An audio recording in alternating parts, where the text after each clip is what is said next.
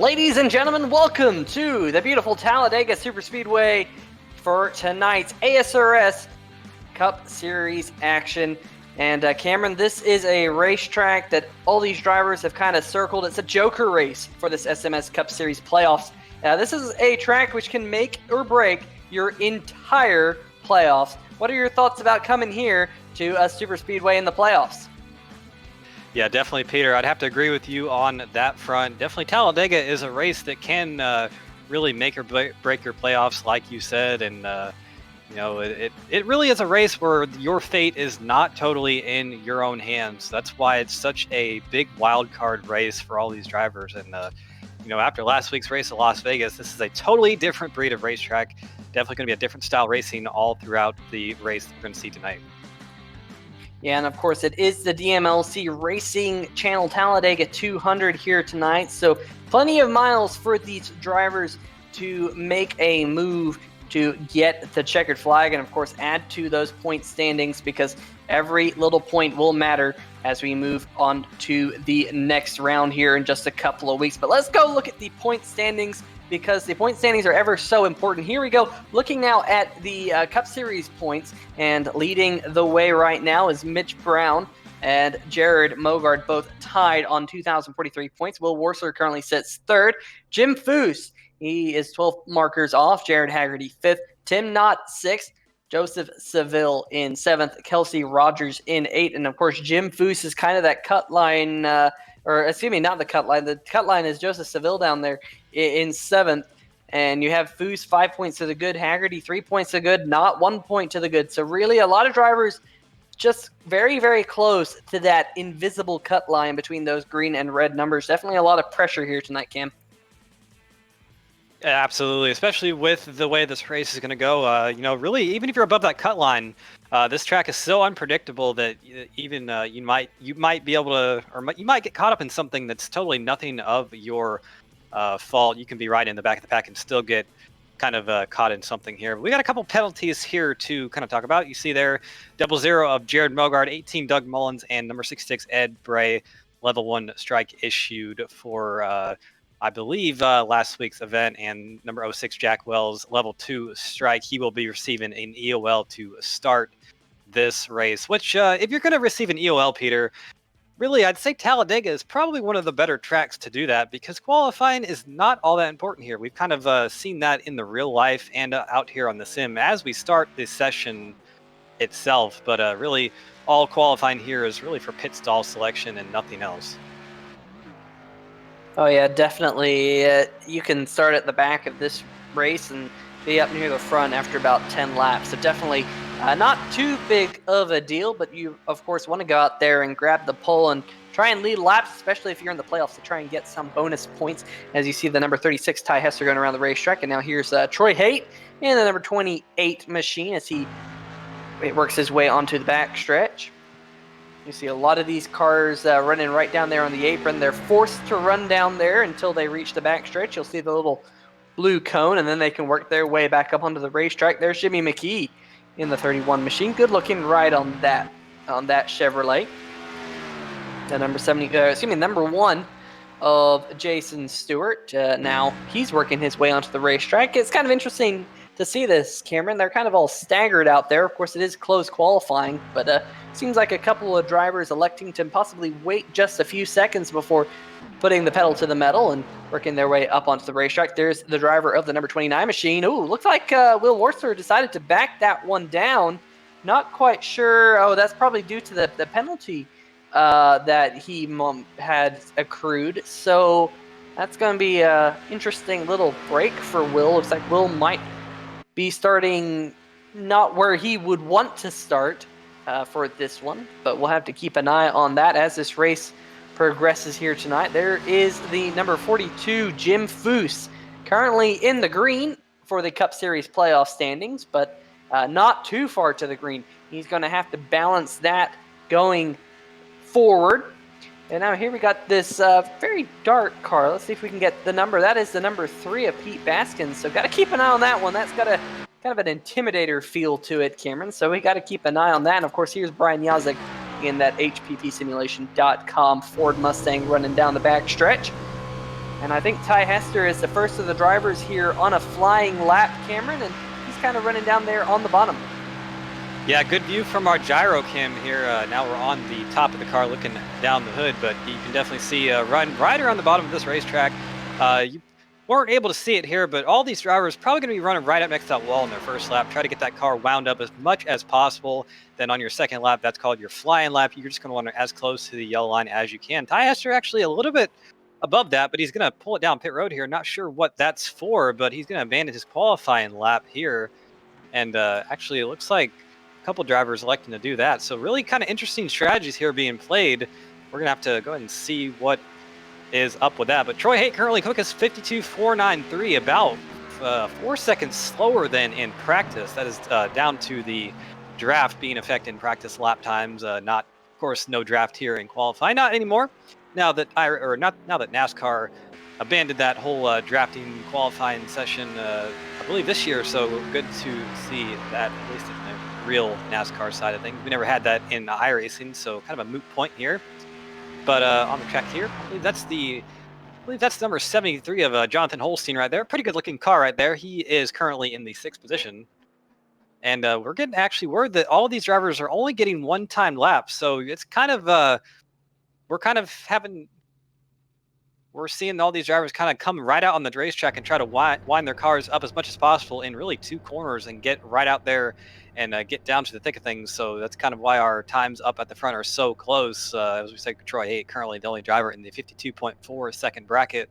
Rest of the drivers in 52.5s and below. So interesting to see that. But only 17 drivers having taken a time right now. And we might see about half the field not elect to take a time here, Peter. Yeah, it's going to be interesting. And when you come to a super speedway, Cameron, you and I know this, but there's really 2 strategies that you play. Strategy number 1 is try and be first place every single lap. Try and stay ahead of the big one, the big crash that's inevitable when you come to a super speedway. Then you have strategy number 2, and strategy number 2 is the opposite.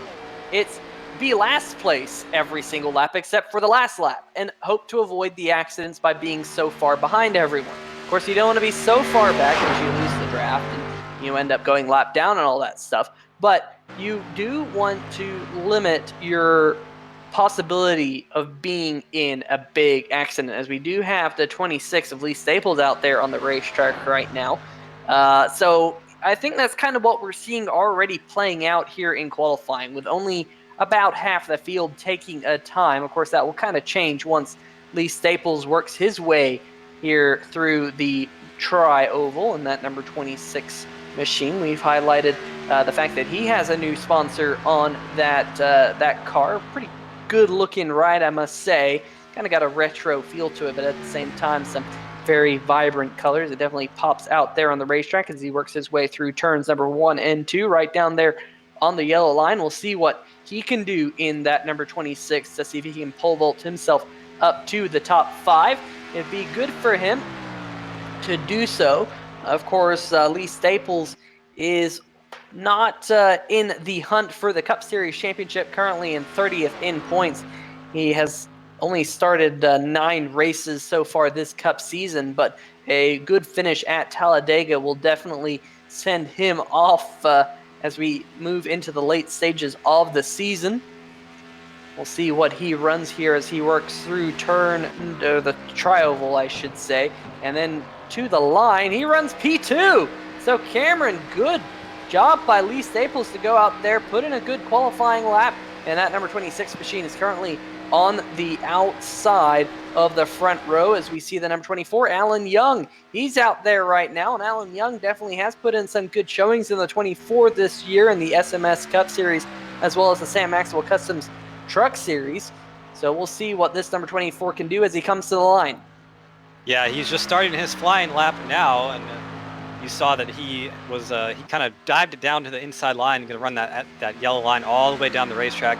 I gotta say, Peter, probably the number 24 car is one of the ones you probably want to be in at a place like Talladega. We know that 24 has had a lot of success in the real life side of things. Of course, with Jeff Gordon winning here about 6 or 7 times, I believe. So definitely good omen there for all the Jeff Gordon fans in the chat. If you're a Jeff Gordon fan, go ahead and comment on the chat. It's always good to see kind of get a word from our producer that he is also a Jeff Gordon fan. So, good to see those old school NASCAR fans coming to fruition. But something I was kind of thinking about here, Peter, as Alan Young comes off turn 4 to finish his lap, we'll see what he's able to run coming through this this dogleg part of the racetrack. That's probably one of the hardest parts of the track. Actually goes P2 himself, 52.504 outside of the front row for that number 24 of Alan Young. So he moves Lee Staples down to third.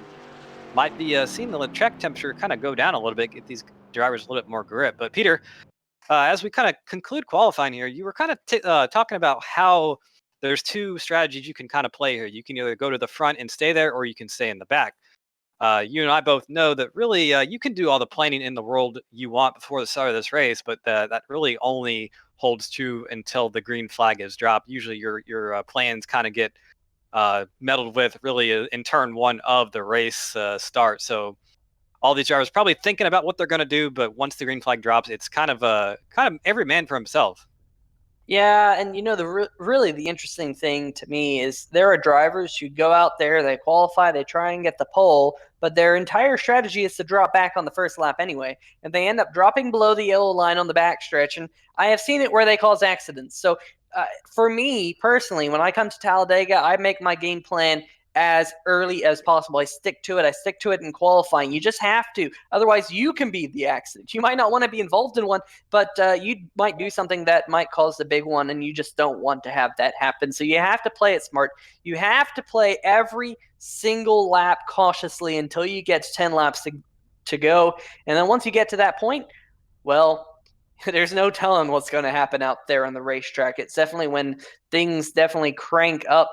But if you can avoid the big one all the way to the very end, you've had a good day at Talladega. The wherever you finish might not show it, but if you can avoid the big accident and keep all the 4 fenders on your car, you're going to have a pretty good result here. Yeah, just concluding qualifying here. It looks like we only have about less than 30 seconds left to go, and your field is pretty much set for today's race. Troy Haight likely going to be your pole sitter, your first playoff driver in 6th position. That's the 42 of Jim Foose. He really needs to have a good run here today. He's just barely right there inside that cutoff line for the playoffs. So definitely good to get his race off to a good start by starting in a good position like that. Kelsey Rogers, the next one in P9. So it looks like a lot of non-playoff drivers in this field looking to have good runs here. Kind of something I was also thinking about as well, Peter. This race is for the playoff drivers probably a bit of an anxiety test. All these drivers probably thinking about what can happen, but for the non-playoff drivers, it's an opportunity to come out and get a win before the season's over. Yeah, and it's definitely a place where you can turn your season around as well. If you haven't had a great year, or even if you've had a few last few races that just haven't gone your way, this is a place where you can definitely turn that around. One of those drivers who we're going to have to watch here tonight is Kelsey Rogers. He has had finishes outside the top 20 in the last 2 weeks, and he's one of those playoff drivers. He has to turn it around here tonight. Absolutely. Well, we're going to go ahead and get started with our grid here for tonight's event.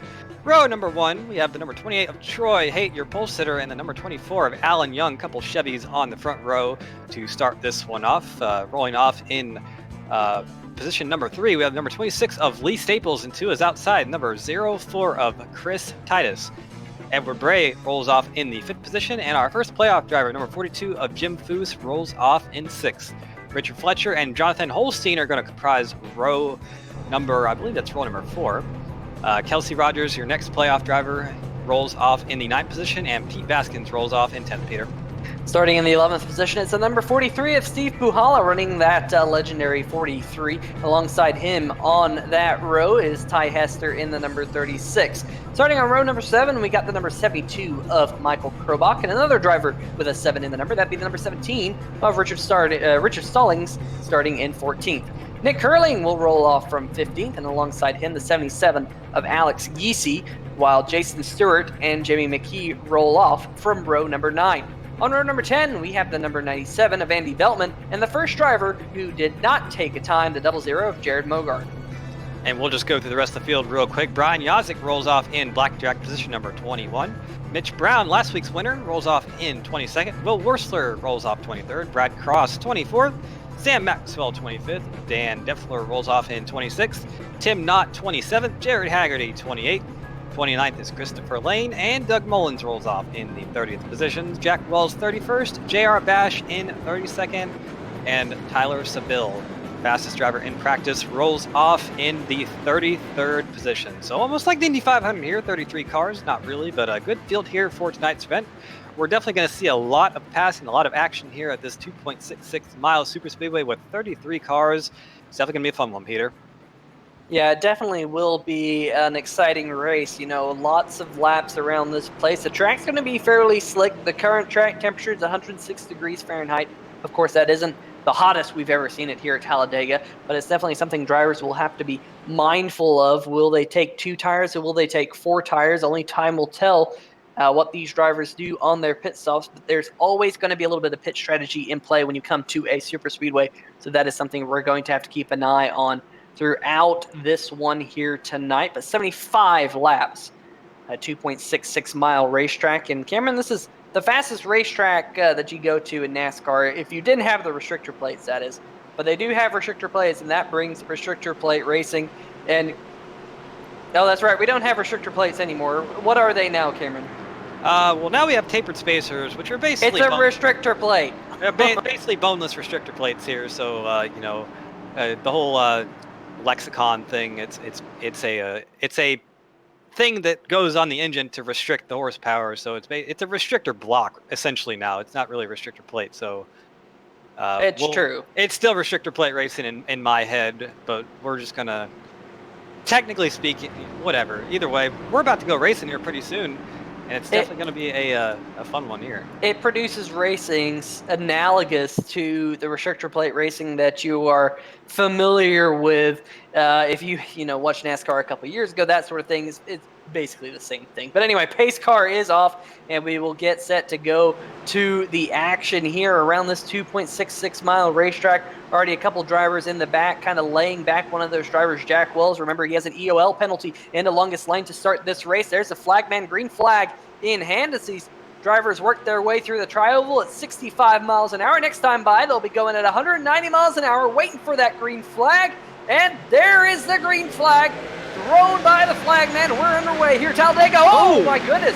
Troy Hay, already. A terrible start, and the caution already out. The 72 of Krobach is around, and here we go, the big one early here at Talladega. And I don't know what happened there, Cameron. It looked like that inside groove just did not get going. We'll have to get a little bit better angle on that replay. But it just the front just did not go. And the 47 of Fletcher went around there. And there was a couple of other drivers, including Michael Krobach in the 72 that went around. So that was not the way this field wanted to get going in the 75-lap race. I think what happened was I saw the 28 kind of get a little bit sideways, and it's good we were kind of talking about that whole restrictor plate thing right before the start of this race. With the track temperature being the way it is, he might have gotten a little bit of wheel spin on that initial start, and you see one of those Will Worcester cars right there. I believe that was Doug Mullins being involved, so that's definitely not good for him. That car is pretty well beat up, but I think the 28 got a little bit of wheel spin on the start, and that definitely is a thing that can happen with these cars now. Yeah, you do get an initial burst of horsepower, and it was definitely crazy to see that Troy Hay just could not get that number 28 going.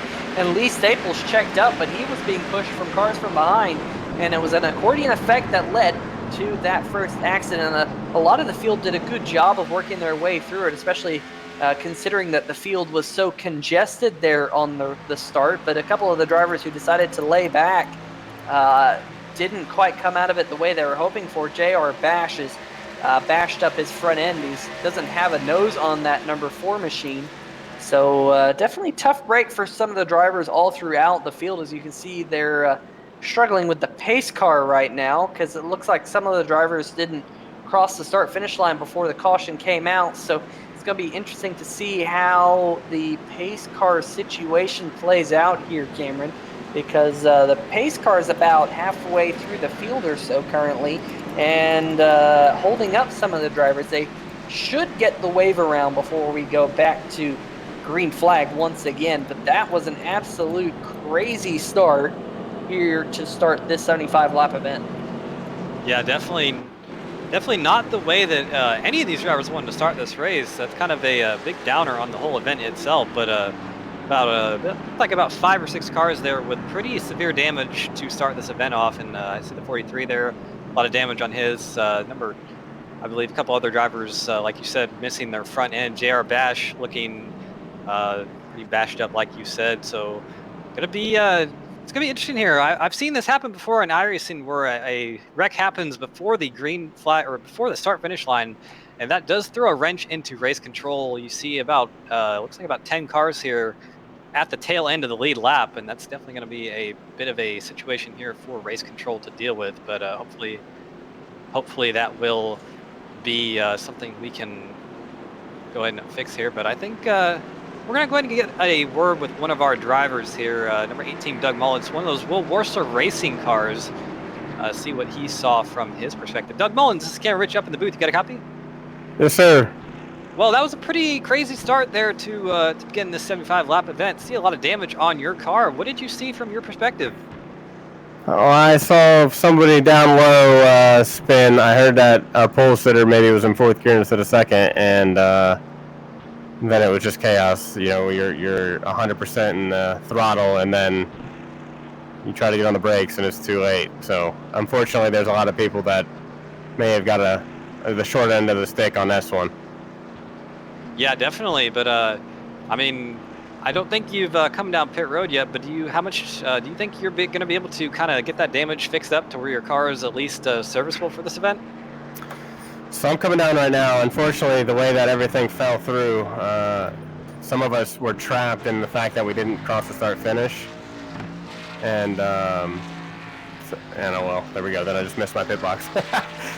Some of us were in the spot where we didn't cross the start finish, so we were not given a wave around the pace car. So it's just it's a crappy situation. You know, we'll get through it, I suppose. Absolutely. Well, we'll let you get back to what you're doing. Apologies there for interviewing you right at the entry of pit road there, but hopefully you can get that car fixed up and get it competitive, and good luck the rest of the race. I appreciate it. Well, adding a little bit of insult to injury there, Cameron, a little bit of salt to that wound. Missing your spot on pit road. I know I've done it. I know you've done it. We've all done it at some point, and it can definitely throw a little bit of a wrench in your race. But I don't know. There's a lot of cars out there which have certain levels of damage, and you kind of never know how the iRacing damage roulette's going to work. Sometimes you have a car that looks like it's a modified and it's actually pretty fast, and then sometimes you have a car that looks like it's just got a little bit of a nick in it, and it is basically a GP2 car, that sort of thing. So I don't know what's going on with some of these drivers. Hopefully they can get their damage fixed, however, and hopefully we can see them up towards the front before this is all said and done. And I'm sure there'll be a couple cautions left, so if you are a lap down, no big deal. Just get the damage fixed and you can get a lucky dog, or potentially even a wave around at some point, because you and I know that pit strategy is a fairly important thing around this 2.6 mile racetrack, getting yourself into the right positions at the right time. And currently for some of those drivers, it's getting that damage fixed. Absolutely. Well, see, we still have a bit of a situation here for race control. Heard from Doug Mullins himself that about 10 cars here kind of at the end of the lead lap. So we'll see what happens there.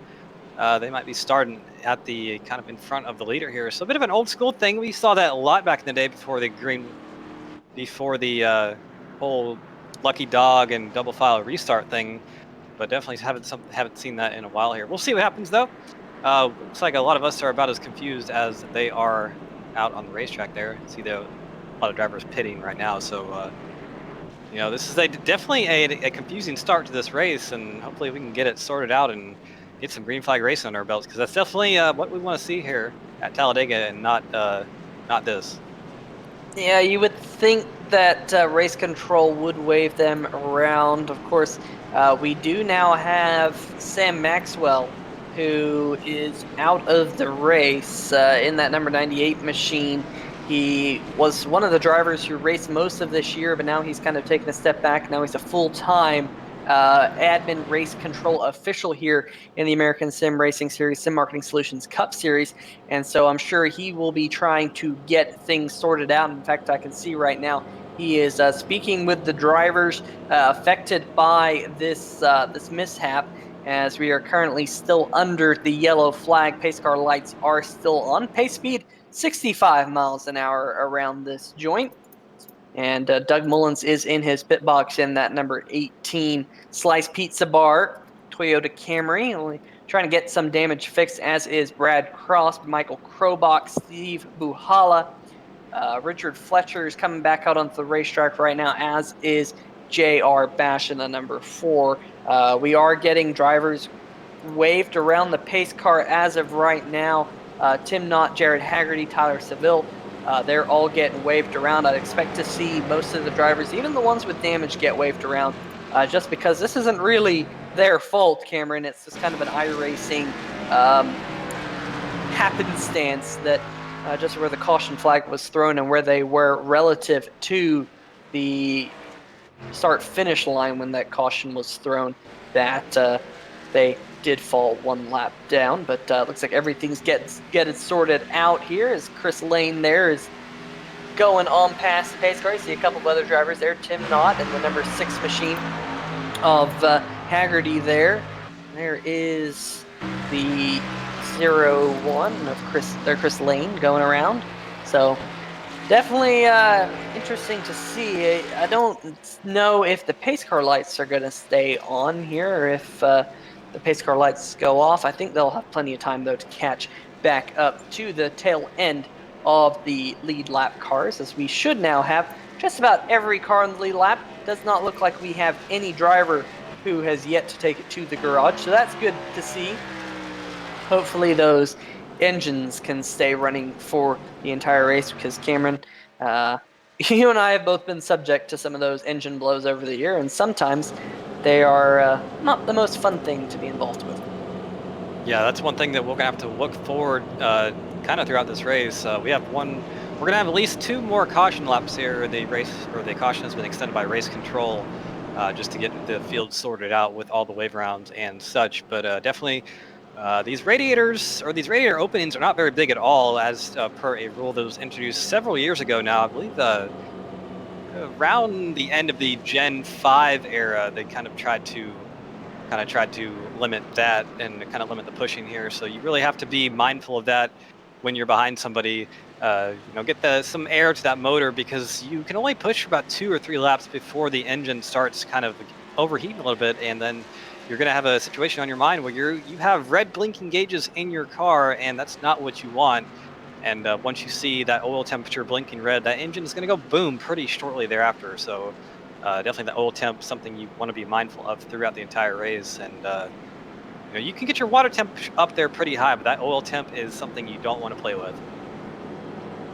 And it is definitely something that is definitely, for me, makes me very antsy as a driver when those gauges start to flash. Do want to give a shout out to some of the people in the chat. Chris Hogue saying, go get him, Lee and Ed. AJ Digby, of course, he was actually up here in the 3-wide TV booth not too long before the start of the race. How's it going, AJ? And Craig Stykes. I want to give each one of you all a shout out. Don't forget to get active in the chat, make some comments, and keep the communication flowing amongst all y'all. We'll give you shout outs as the race continues to go on, and we will interact with you if you interact with us. So we'll make that comment right here, right now, as the yellow flag was extended by a lap, but I do expect the pace car lights to go off this time by, as most of the field has returned back to the long line. Doug Mullins currently going down the backstretch in the number 18. Can say that Mullins actually did lose a lap in that number 18 machine. He's currently being shown 2 laps down, but he has been waved around the pace car to get one of those laps back. So that number 18 machine, once we do go green flag, he will be the only car 1 lap down in that Will Horsler Racing Toyota Camry. There he is, catching up to the back of the pack. So Cameron, all these drivers, they didn't really even get to taste what these cars were driving like out there. So it's kind of all of a sudden go back to square one. There's going to be 7 laps in the book when you take the green flag, and just going to have to feel it out, ride it out. There's already been one big accident. You don't want to cause another one here early on. Yeah, absolutely. Let's go ahead and reset the top 10 for you real quick, because surprisingly enough, it did change quite a bit after that accident. Alan Young, currently your leader there on the inside of the front row. Chris Titus started 4th up to 2nd. Jim Foose currently running 3rd, the highest of your playoff drivers. He did start 6th. Lee Staples currently 4th. Jonathan Holstein 5th. Ed Bray is 6th. Pete Baskin 7th. Ty Hester 8th. Richard Stallings 9th. And Alex Giese is currently in 10th. Your pole sitter Troy Haight back in 13th position. So in the span of about 100 feet, he lost 13 spots due to that accident. Has a bit of rear end damage on that 28, but really a lot better off than some other drivers that were around him fared. So that 28, I think, should be pretty fine once we get back going green here. And you got to think all these drivers, you know, before the start of a race like this, Peter, there's a lot of anxiety for all the drivers kind of planning your first moves and planning what you're going to do on that first lap just to try to, you know, get your race kind of sorted out underway. And really, because we didn't get back going green flag racing, I'm sure that's even a little bit higher for some of these drivers. So they're gonna have to go through their head once again and kind of plan their moves out. And you know, I think a lot of drivers are probably going to be a little bit apprehensive now that they've seen that wreck happen literally at the start of the race. Yeah, absolutely. And if you're one of these drivers who's kind of right on the cutoff line to make it into the next round of the playoffs, I mean, you're just going to be so antsy right once we go back to green flag racing, because you've seen what type of damage can be done so quickly. I do want to highlight Kelsey Rogers is one of those drivers on the outside looking in. He did receive damage on that first accident, so we'll have to keep an eye on that number 35 machine. As you can see, the flag man there as we're about to go back to green flag racing. There's the green flag, and we're back underway at Talladega. Much better start this time. You can see most of the back half of the field was starting single file due to getting everything sorted. But up in the front, we're side by side for the race lead. Going through turn number 1, that outside line formed up quite well with Chris Titus in the 04 machine leading the way. But now all of a sudden the inside line starts to form up just a little bit better with Jim Foose looking for the second position right behind the number 24 of Alan Young. We'll see if anyone makes the move down the back stretch. Oh, the number 42 is going to go up and try and block the 04. Jim Foose looking to lead a lap here at Talladega. And we're 3 wide behind them. You see that number 55 right up there on the 3rd lane of the racetrack. That is Ryan Yazik. He's trying to make something happen up there. Has no help, but Jim Foose has a lot of help from that number 04 of Chris Titus. He's going to look for the lead here on the front stretch. He's got a very good push there. Definitely going to lead our first green flag lap here. So get that lead from number 42 of Jim Foose. He definitely needs that very close in the cut line. Going to pull himself right down the inside of that of the line right there, right in front of the number 24 of Alan Young. So our first 3 cars of Foose, Young, and Holstein are single file. But as I say that, number 24 of Alan Young says he doesn't want to do that. He's going to pull up right in front of that 04 once again and try to make a move around the outside. But here comes Jonathan Holstein shooting the gap in the middle into turn number 3, trying to make something happen by himself. So we'll see if he's able to clear someone here. I think he might have some help from that 04 behind. He's going to leave the 24 up there high and dry, but we're actually 3 by 3 by 3 for a couple rows here. Pretty good racing here at Talladega early on. Yeah, Talladega is the widest super speedway that NASCAR goes to. Ooh, almost contact there between the 42 and the 04 going through the tri-oval. And Jim Foose almost had a right front full of Chris Titus, but they're able to stay off each other. Ooh, a little bit sketchy. The 24 scraping the wall. Everyone's going to have to go around him and avoid the fact that he just lost a little bit of momentum hitting that wall. And all of a sudden, Alan Young, who was your leader just about 2 or 3 laps ago, he's now dropped his way now back to just outside the top 10 as the inside line checks up. And now the 04 has found himself up at the front. Absolutely. So he's out there at the front. He's got double file behind him. We're going to see this all race with these giant spoilers on these cars. This aero package really conductive to big runs happening.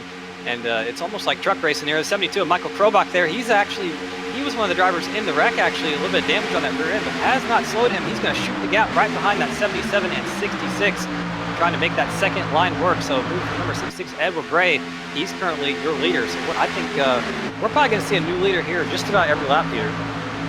And Cameron, I'm watching drivers like Jared Mogart in that maroon 00. He's probably about 20 or 30 car lengths back behind the number 47 of Richard Fletcher. He's watching this 3x3 action up at the front, just minding himself in case something happens up there.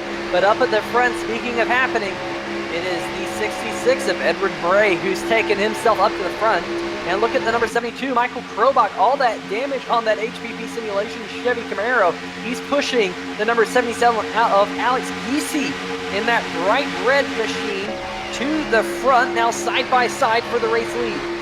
You can't miss that 77 out there. That car is absolutely fire truck red, looking for the lead right now. He's side by side with Chris Titus for second. Looks like that outside line is formed up pretty well. He's got a great push from behind that number 72 of Krobach, all damage and all, but for the race lead, Giese on the outside, they're going to take it pretty easily down the backstretch, but actually, as I say, that might be a bit of a commentator's curse because that run looks like to have stalled out a little bit. Number 66 and the number 04, like they have a pretty good push into turn number 3. So it's pretty even up here at the front. Lines look pretty even, about the same number of cars on that inside and the outside line. So might be a bit of a gridlock here forming. And for all the momentum that outside line has, looks like it might be dying off a little bit. But at the line, through the front stretch, through this dogleg section, number 77 is actually going to lead that lap. So let's see if he elects to pull down in front of Ed Bray in turn number 1. No, he's going to stay with the number 72. Kind of say that's a good way to make friends up there. Kind of not cut your drafting partners out early in the race and kind of just stay with them. But here comes the inside line once again out of turn number 2. Yeah, and you say making friends. Yeah, making friends is what you have to do here at Talladega. You don't really want to leave your drafting partner out there by themselves if you want to make those friends, and you want to see if you can pull them with you up to the front to see if both of you can get a single file, although that outside line has all of a sudden broken up just a little bit. Do want to highlight the number 30 machine, Brad Cross, just now going across the start-finish line. He had a ton of damage.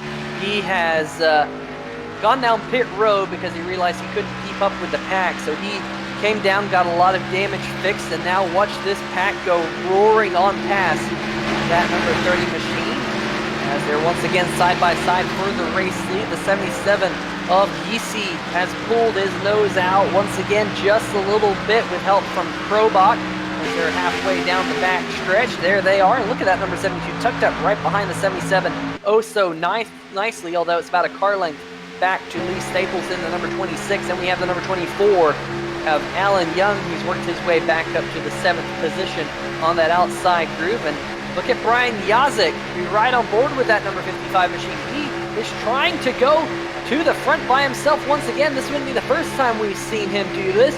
He's pulled up on the back bumper of the number 72 of Michael Krobach.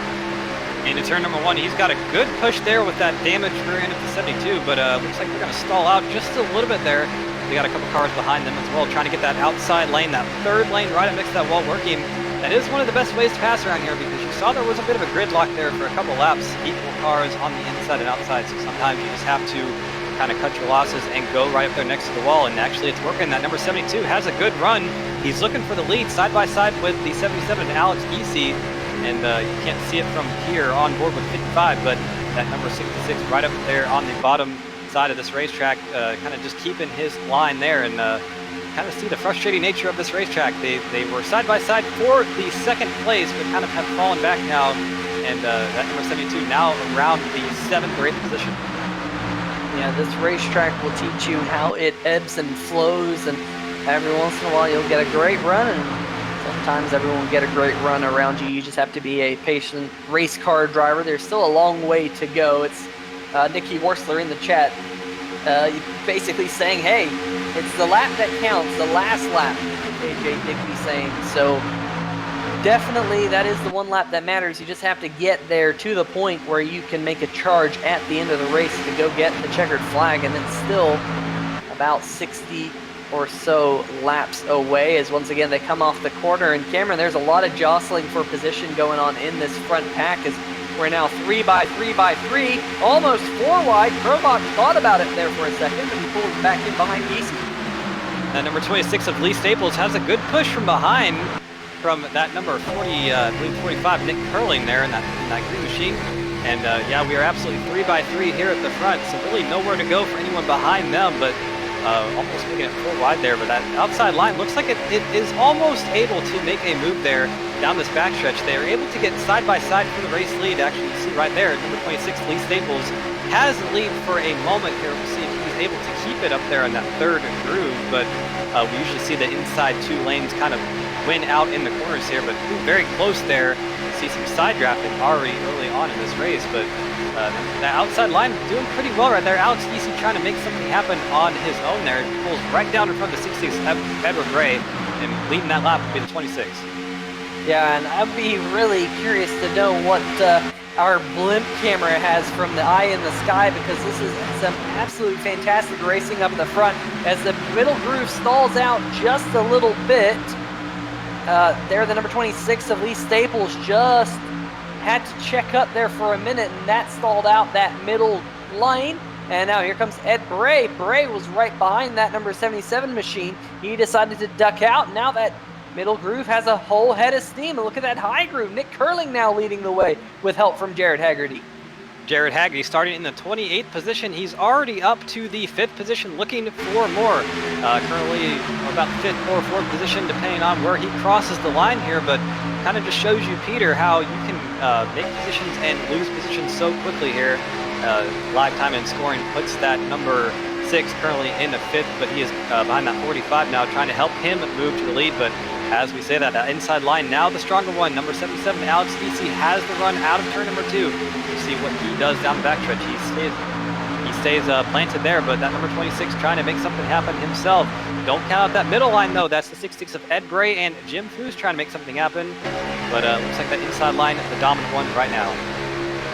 Yeah, patience is, although it's not being shown much out of these drivers, I gotta say, it has been fairly patient. I mean, they've been very much, I would say, I'm trying to think of the right word, and I just can't think of it, but well-behaved, I guess is the best way to put it. Even though they've been going 3 wide, they've just been holding their line, and that's what you got to do, Cameron. You can't be hardcore side drafting at this point in the race. You just have to maintain your groove. Let people go with you if they want to. Let them push you. Go with the high line if you want to go with the high line. Stick with the middle groove if you want to stick with the middle groove, that sort of thing, and make sure you're clear when you change lanes. So definitely some very good racing here around this 2.66 mile racetrack.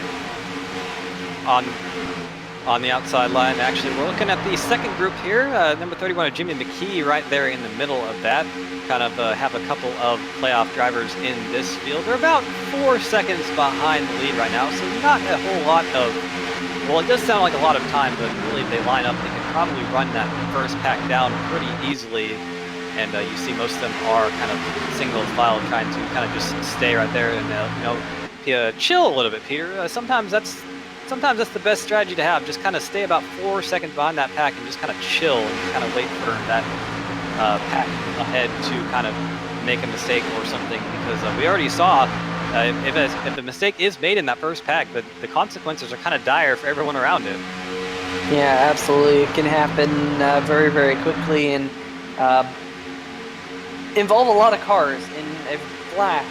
So that's why these drivers near the back are just kind of staying in line and being patient, riding with one another. I do want to mention Doug Mullins, the 24 car there, went below the yellow line briefly, but Doug Mullins hasn't taken the number 18 to the garage, the first retirement here tonight. All of the remaining cars on the racetrack are on the lead lap except for the number 30 of Brad Cross. We've highlighted the fact that he's come down pit road once already to try and get some damage repaired, but he's currently running around this racetrack at 176 miles an hour while everyone else is 194 plus. So definitely not all too great for that number 30 machine, but we are now riding on board with the number 42 of Jim Foose inside the cutoff line. At least it was at the start of this race, trying to make a move now. He's going to go to the high groove, going through the tri-oval to the outside of Ed Bray and the number 66 and Chris Titus in the 04. So Foose trying to make a move. Cameron trying to get those bonus points for the playoffs. See if he can lead a lap, but no one is going with him, and that is definitely going to hurt that number 42, as you can see all those cars to the inside getting around him. and there's absolutely nothing you can do as a driver there. You kind of just have to let it happen. It's such a helpless feeling, Peter, when that happens to you. Especially when you get caught in the middle. We call that the sucker hole, or you get shoved up there on the outside line and have no help. You kind of just, it's a good way to lose about 10, 15 positions in the span of about 20 seconds, and it really kind of sucks as a driver. But we have a replay here of something. Not a replay of anything, kind of just some technical issues there. Back here up in front, that number 77, Alex Giese, looks pretty good, Peter. It looks like he's able to hold his position out there in the front. And that number 73 of Jonathan Holstein, probably pretty content with riding right there behind him. Well, as I say that, it looks like he was looking to pull up and actually make a move around that 77, but Alex Giese doing a good job of playing the line, something we saw the old DEI cars used to do back in the day, especially with that number 8 of Dale Jr., who used to play those lines and kind of go with whatever line is moving quickest, but might have a battle for the lead here. The number 77 or 73, Jonathan Holstein, looking for the lead. A bit of a bump from behind from the 04 Chris Titus. We saw that 73 get a little bit squirrely from the right side of the 77 here. Something you're going to have to look forward. That is definitely a good way to cause a wreck, so we've got to be careful with the bumping in the corners. Yeah, bumping in the corners is not what you want to have happen, because as soon as that happens, it can lead to a big accident. But I think Holstein just, he'd been pushing that number 77 for a while. I think he wanted to get some air on that nose, maybe cool it off just a little bit. The best way to cool that number 73 machine off is be out front, as he's getting a huge push from the 04 of Chris Titus. In fact, that's all you can see out the bumper of that number 73. Is the 73 gonna cut down in front of Giese, and now Holstein's gonna lead the race as they work their way around the number 30 of Brad Cross, who will fall to 3 laps down. There were 3 wide briefly. You can't even see that number 30 machine there. He is up at the top of the screen, but it does look like Holstein will lead this lap around Talladega, but Chris Titus is now gonna put up a fight in that 04 with help from Ed Bray. Looks like things have calmed down here up at the front. Only about 4 cars on the high side, or about 5 cars now, but the battle for the lead has not calmed down. Still side by side for that number 04 of Chris Titus, trying to make something happen.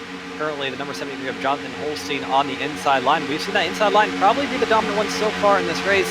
Haven't really seen a good all-out challenge from the outside line just yet, but definitely is pretty early on in this one, so maybe all these drivers kind of deciding to kind of take it easy a little bit. You see most drivers kind of just riding around there on that inside line, but probably just trying to actually might be thinking about pit stops here pretty soon, Peter, in just about 10, 15, 20 laps or so. So something to kind of think about. Definitely green flag pit stops going to shake up the field if we get to that.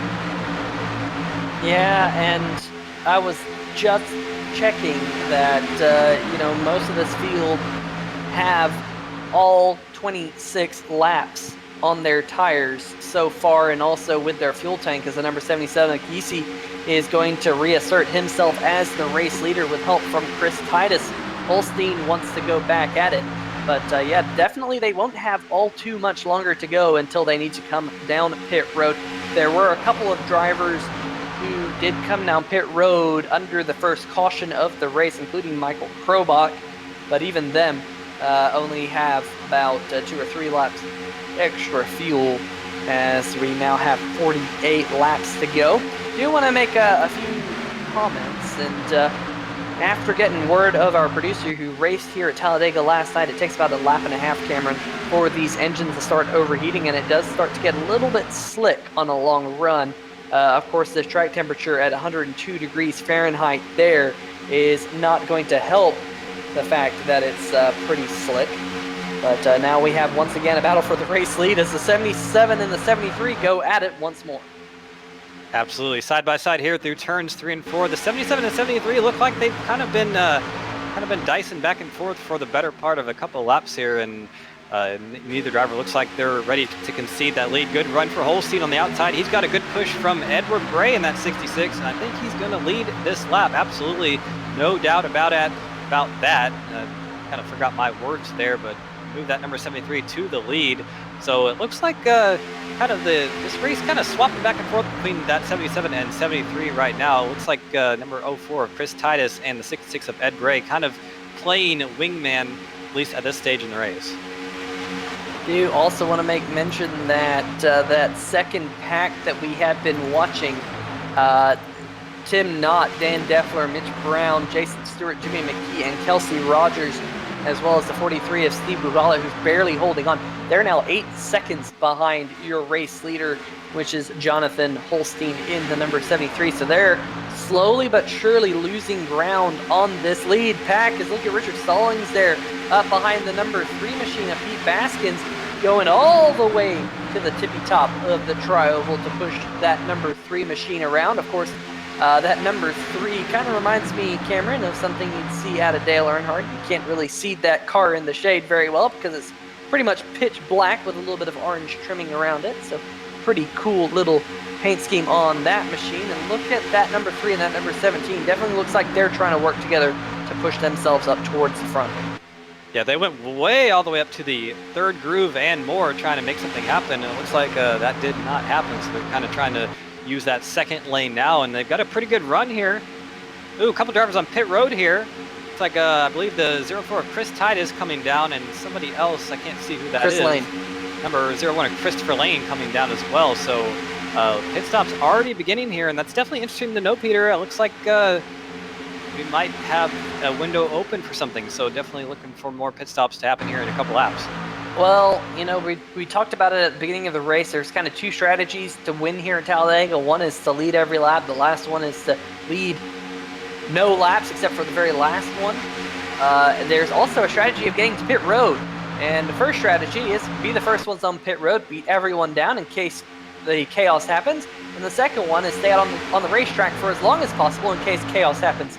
So we'll have to see what happens here. Looks like the 73 is coming down pit road, the 77, the 66, the 24, and the 26. Of course, Cameron, you have to watch out getting down pit road here and make sure that you get to the pit road speed in time, as all of these drivers on pit road right now are at the 55-mile-an-hour pit road speed. Ooh, trouble for the 77 getting his box. He looks like he missed it there and has to back up, and he's going to be too far to the left. So disaster for Alex Giese here. He was one of your dominant drivers early on. Finally gets that car into the pit box, but definitely going to lose a lot of time here and probably lose the draft if he's not able to come out with his LA Sim Sport teammates, and not what he wanted to do. You see the right there at the top of your screen. That's the number 11 and the 29, Tyler Seville and Will Worsler. Those 2 Will Worsler racing cars, the only ones left out on the racetrack working together. More activity here on pit road. And Peter, we know that after we saw this, what happened in the 77, green flag pit stops here, absolutely probably the easiest way to make or break your race. If you can get a good green flag pit stop, you can gain a huge amount of time on the field and come out several seconds ahead of anyone else. Yeah, absolutely. I know you and I, we've both won races at Talladega and Daytona with a really good pit stop, as the number 36 Ty Esther unable to find his pit box, still struggling to find that pit box. I think he's finally found it, but that speaks to that point. He's now going to be way back in, almost contact there between the 3 and the 45. Luckily, iRacing kind of ghosted him through each other, but I was a little bit concerned there. But a lot of these drivers now headed off pit road. They were on pit road last time, but once again we have another round of drivers on pit road, including the 29 of Will Worsler, Tyler Seville in the 11, Troy Haight in the 28, and Jack Wells. And I believe that should cycle us through green flag pit stops here at Talladega. Yeah, for currently number 17 of Richard Stallings would be your leader. He's currently coming off of turn number 2, and he's got a pack of cars right behind him, Jared Haggerty, and I believe the 55 of Brian Yazik right there. And there's the 72 of Michael Krobach. So the way this has kind of transpired is pretty interesting. A bit of a shakeup at the front, of course, with Alex Giese having troubles getting to his pit box. He is currently going to be quite a bit ways behind, I believe.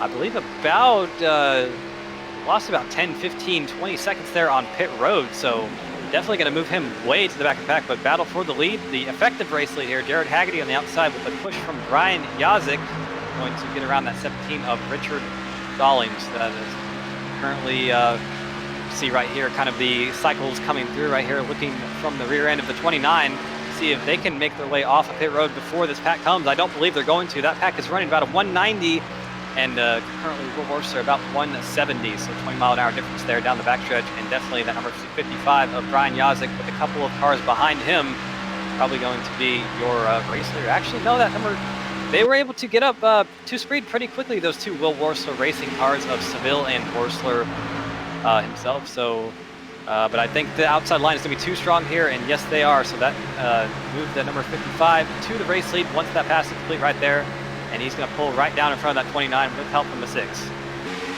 Yeah, and I mean, that was a good pit stop by Will Worsler and company to get off pit road up near the front. Of course, they were in that lead pack when they came down pit road, but good pit stops all around to get them up towards the front of that pack. But it does look like the number 66 of Haggerty and the number 17 of Richard Stallings definitely having the best pit stops, as they're now out front in the number 6 and the number 17 machine, working their way now down to the inside of the racetrack.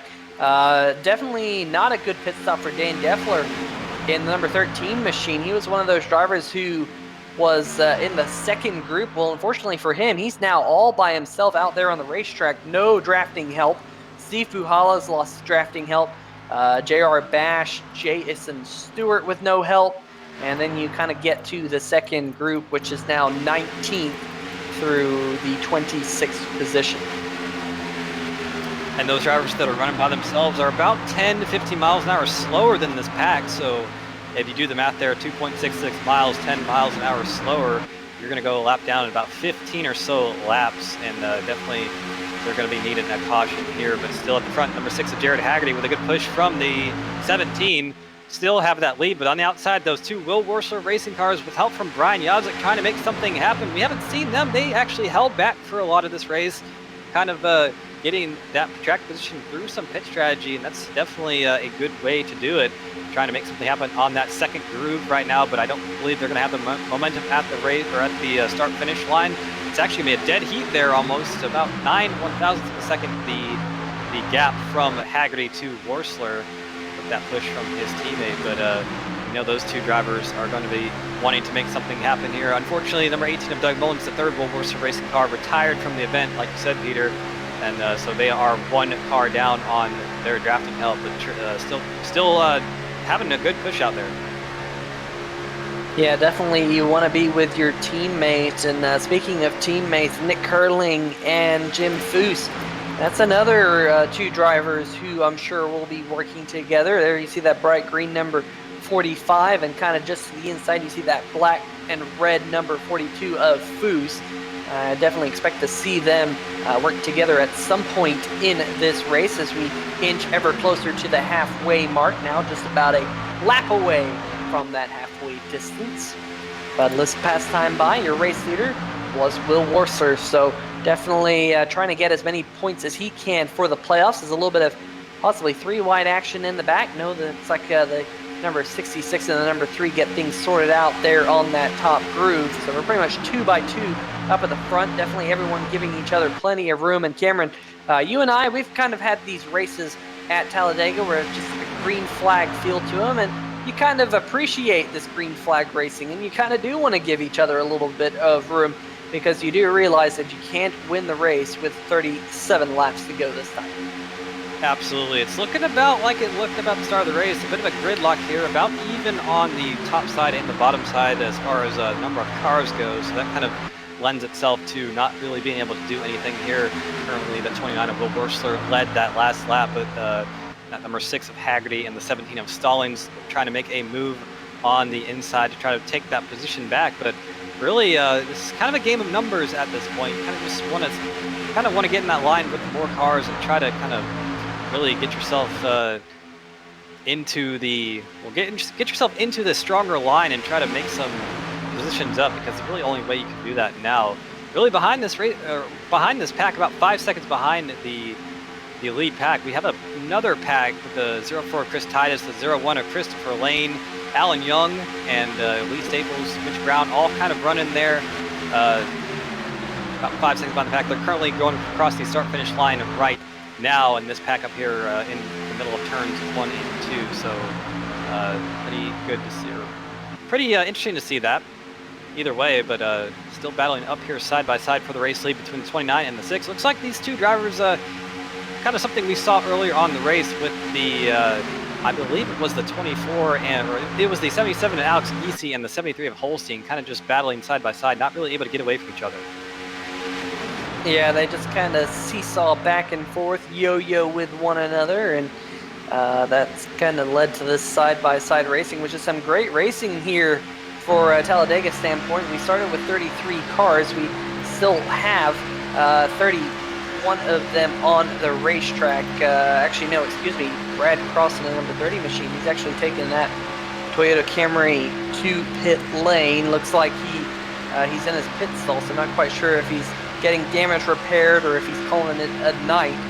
But 30 of the 32 starters, still out there on the racetrack. Jason Stewart and Steve Buhala are the two drivers who currently find themselves one lap down, although Dan Deffler in the number 13 machine will go a lap down pretty soon as you ride on board with the number 11 of Tyler Seville. He's now got the number 42 of Jim Foose to the left side, just outside of the picture shot. And there is the number 55 of Brian Yazik right behind him in the HPP Simulation Ford Mustang, and right alongside him is another HPP Simulation machine, and that is the number 72 of Michael Krobach, who was involved in that first lap accident. Curling in the wall in the 45. Looks like we're good.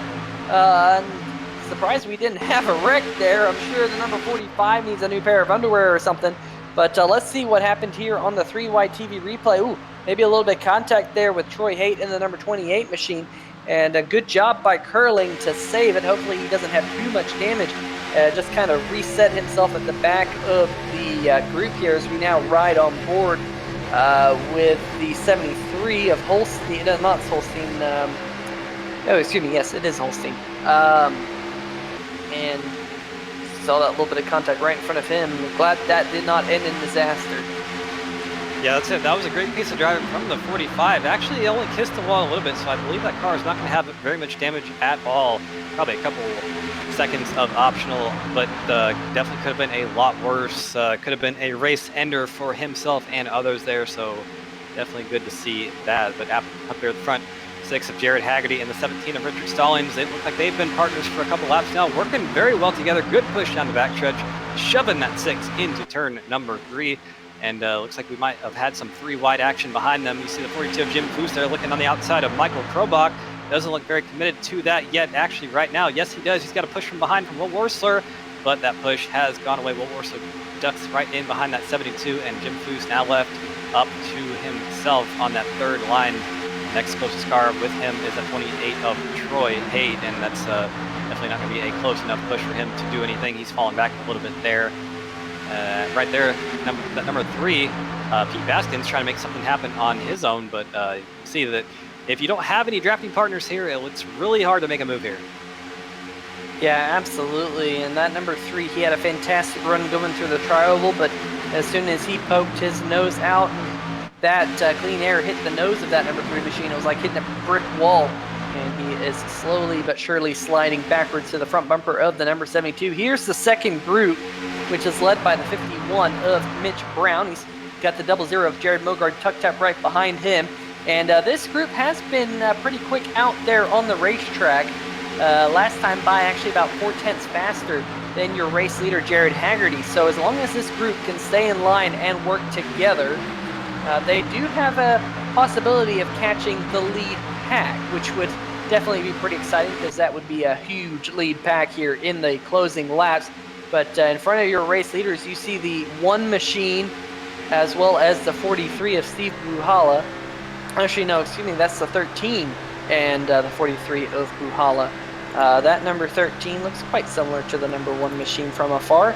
But Dan Deffler is the last car on the lead lap, and the 43 of Buhala currently sits 1 lap down, in danger of falling 2 laps down here. And that's pretty much game over unless we get a lot of cautions, Cam. Yeah, it was pretty interesting when you said stay in line and work together. That was kind of reminded me of the old NR 2003 days, that old one of those old auto chats that you see in the open lobbies all the time, and kind of restrictor plate racing was the dominant thing there, so definitely kind of a throwback there. But it looks like we're pretty much single file from the leader of Jared Haggerty back to, it looks like, number 97 of Andy Beltman kind of running at the tail end of this lead pack. Number 97, somebody we haven't talked about all race, but has a couple of runner-up finishes under his belt this year. Probably just trying to stay back there and kind of stay out of trouble, and doing a good job of that. Yeah, without a doubt, there's been a couple of drivers in this race so far who've been quiet, and really, you can be quiet at Talladega all the way to the end of the race, and like a couple of people have mentioned in the chat, it's the last lap that matters. There's the 97 of Veltman there, just hanging on to this lead pack. Right behind the 43 is Puhala, who's now 2 laps down, but now he slots in behind this group, seeing if he can hold on to this lead draft. And look at that second group, Cameron. They are closing in ever so quickly on your lead group.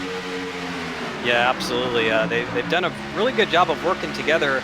We're on board now here with the 51 of Mitch Brown, last week's winner from a pretty crazy race at Las Vegas. And, you know, you can kind of see the gap right there visibly closing, Peter. So I think the second group is going to be catching this first group in about the next couple laps or so. So definitely going to throw a bit of a wrench into the way this race is playing out.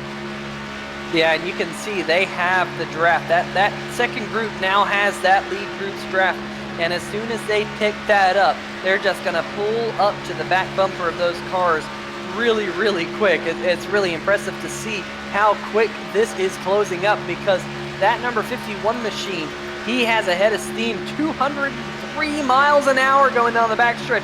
That's about 8 miles an hour faster than this lead pack, and the 51 of Mitch Brown is there now, as we now have one lead pack around Talladega.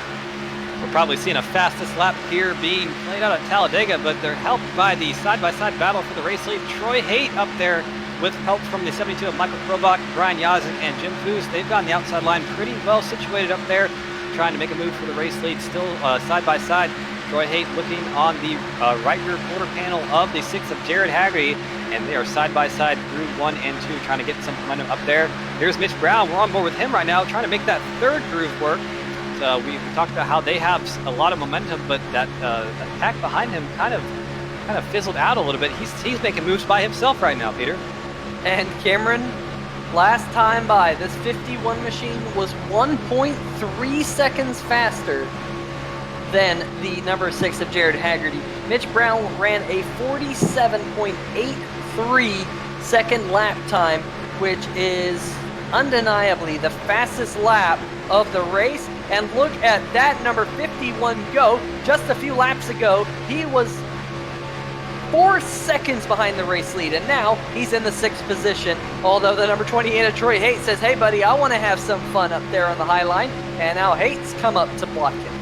It looked like we might have had some 4 wide there, but the 28 of Troy Haight deciding he wanted to get that 51's push, and looks like it might be a good decision there. They have a good run on this outside line, that third groove, with that push, trying to make some headway. We haven't seen this be too successful just yet, but we might see it right here. And actually, as we say that, they kind of stalled out right there. We'll see if they can kind of get their momentum back through 3 and 4, but 3 wide for the 3rd position. It's still single file at the front 2 positions. Yeah, that number 51's doing an excellent job of pushing Troy Haight, keeping that front nose of the 51 right on the back bumper of the number 28. The closer you can stay together, the faster you will go in a 2-car tandem. And that 51 might have to think about backing off just a little bit in case he starts to overheat. But here comes the number 13 machine. That number 13 is driven by Dan Deffler, but he is currently 1 lap down. He wants to get his lap back, but he's going to help that 51 and the number 28 as they have now cleared Michael Krobach, and they're going to go battle for the race lead. And the best way to ensure you get your lap back is to get it back the hard way, past that race leader, and get yourself off the tail end of that lead lap. I'm sure that number 13 of Dan Deffler is definitely thinking about that, but some shuffling of position here behind the race leader. 28 of Troy Haight has a good run on the outside of the 17 and the 6 with that push from Mitch Brown. They got themselves right up there to the race lead, not able to take it just yet, but doing a good job through 1 and 2. And you see that number 51 kind of offsetting this car to the right side of the 28, trying to get some air to that nose. Definitely a good strategy there, but you have to be careful about that, Peter. That's a good way to turn someone. Yeah, definitely. If you can, if you hit the car in front of you just a little bit offset, that can lead to disaster. I know we've all done it at some point if you're a sim racer out there. Here comes the 77, Alex Giese on the high groove all by himself. Remember, that number 77 had a terrible pit stop. he ended up in that second group and helped them close down on this front pack. So that 77 has a lot of speed. He's led some laps early in this one and is now battling his way up for a top 10 position. They're 3 wide across the start-finish line. So all of a sudden, this race, Cameron, it has changed in complexion. You kind of said it when they were closing in that it would add a new dynamic as these laps wind down. 23 laps to go now, and it definitely has, because this is a pretty darn big pack. About 28 race cars here racing around this place, and you could throw a blanket over it. Yeah, we're on board with here. Mitch Brown, looks like he was trying to get some air to his nose. Might be running a little bit hot there with as close as he's been to that 28 of Troy Hayes. So we'll see if he is able to do something there, but has a good push on that 28 right now.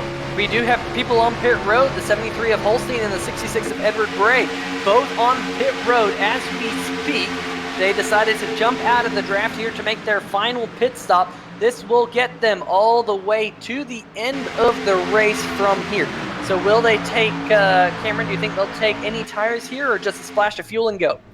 I would say probably no tires and just a splash and go. Get yourself out of pit road as quickly as possible. You see the 66 right there taking at least 2 tires, has that right side jacked up. We'll see if the left side gets jacked up as well. Yes, it does. So I'm very interested to see this. Maybe that whole track slickness thing is coming into play. Maybe these drivers have some handling issues. So maybe it looks like the 4 tires might be a bit of a premium here. Yeah, that's definitely an interesting call. We'll have to see what the remainder of the field does. Jonathan Holstein, though, in the 73 did miss his pit stall, had to throw it in reverse, and that is why he has lost a significant amount of ground on his teammate there, the 66 of Edward Bray, as they are working their way now back onto the racetrack. They do have the 1 of Jason Stewart and the number 4 of J.R. Bash, which they probably will pick up, but the whole field up at the front is at speed.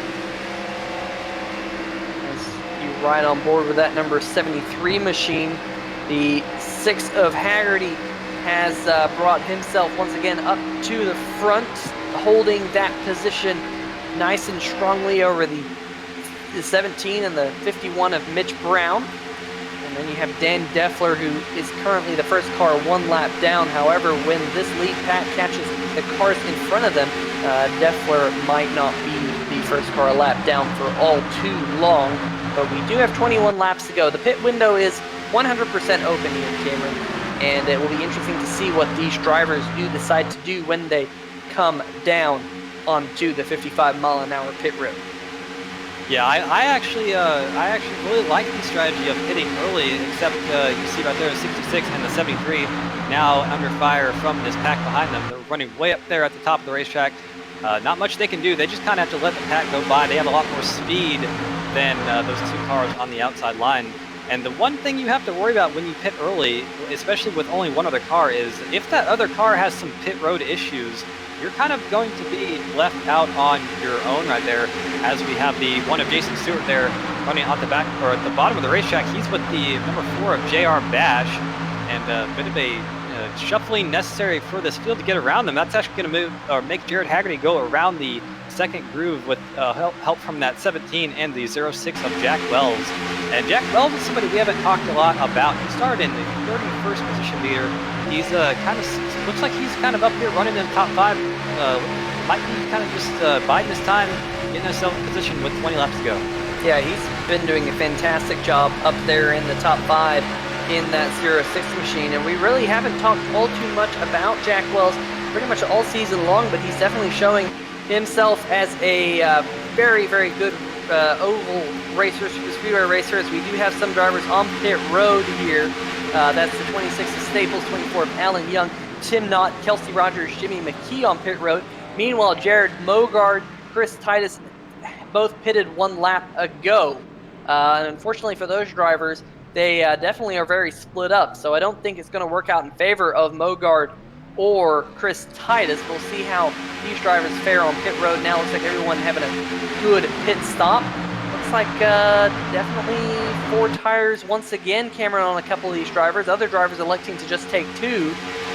So interesting strategy calls on pit road. Yeah, I've always been under the impression that at the last pit stop of the race, you kind of want to either take 2 or no tires, but I'm really thinking these cars and this track conditions are kind of necessitating a little bit more handling.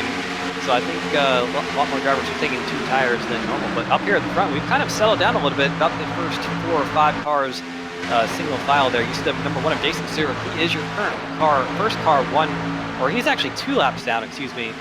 Dan Deffler still the first car 1 lap down. So Jason Stewart kind of fighting to get himself back to 1 lap down.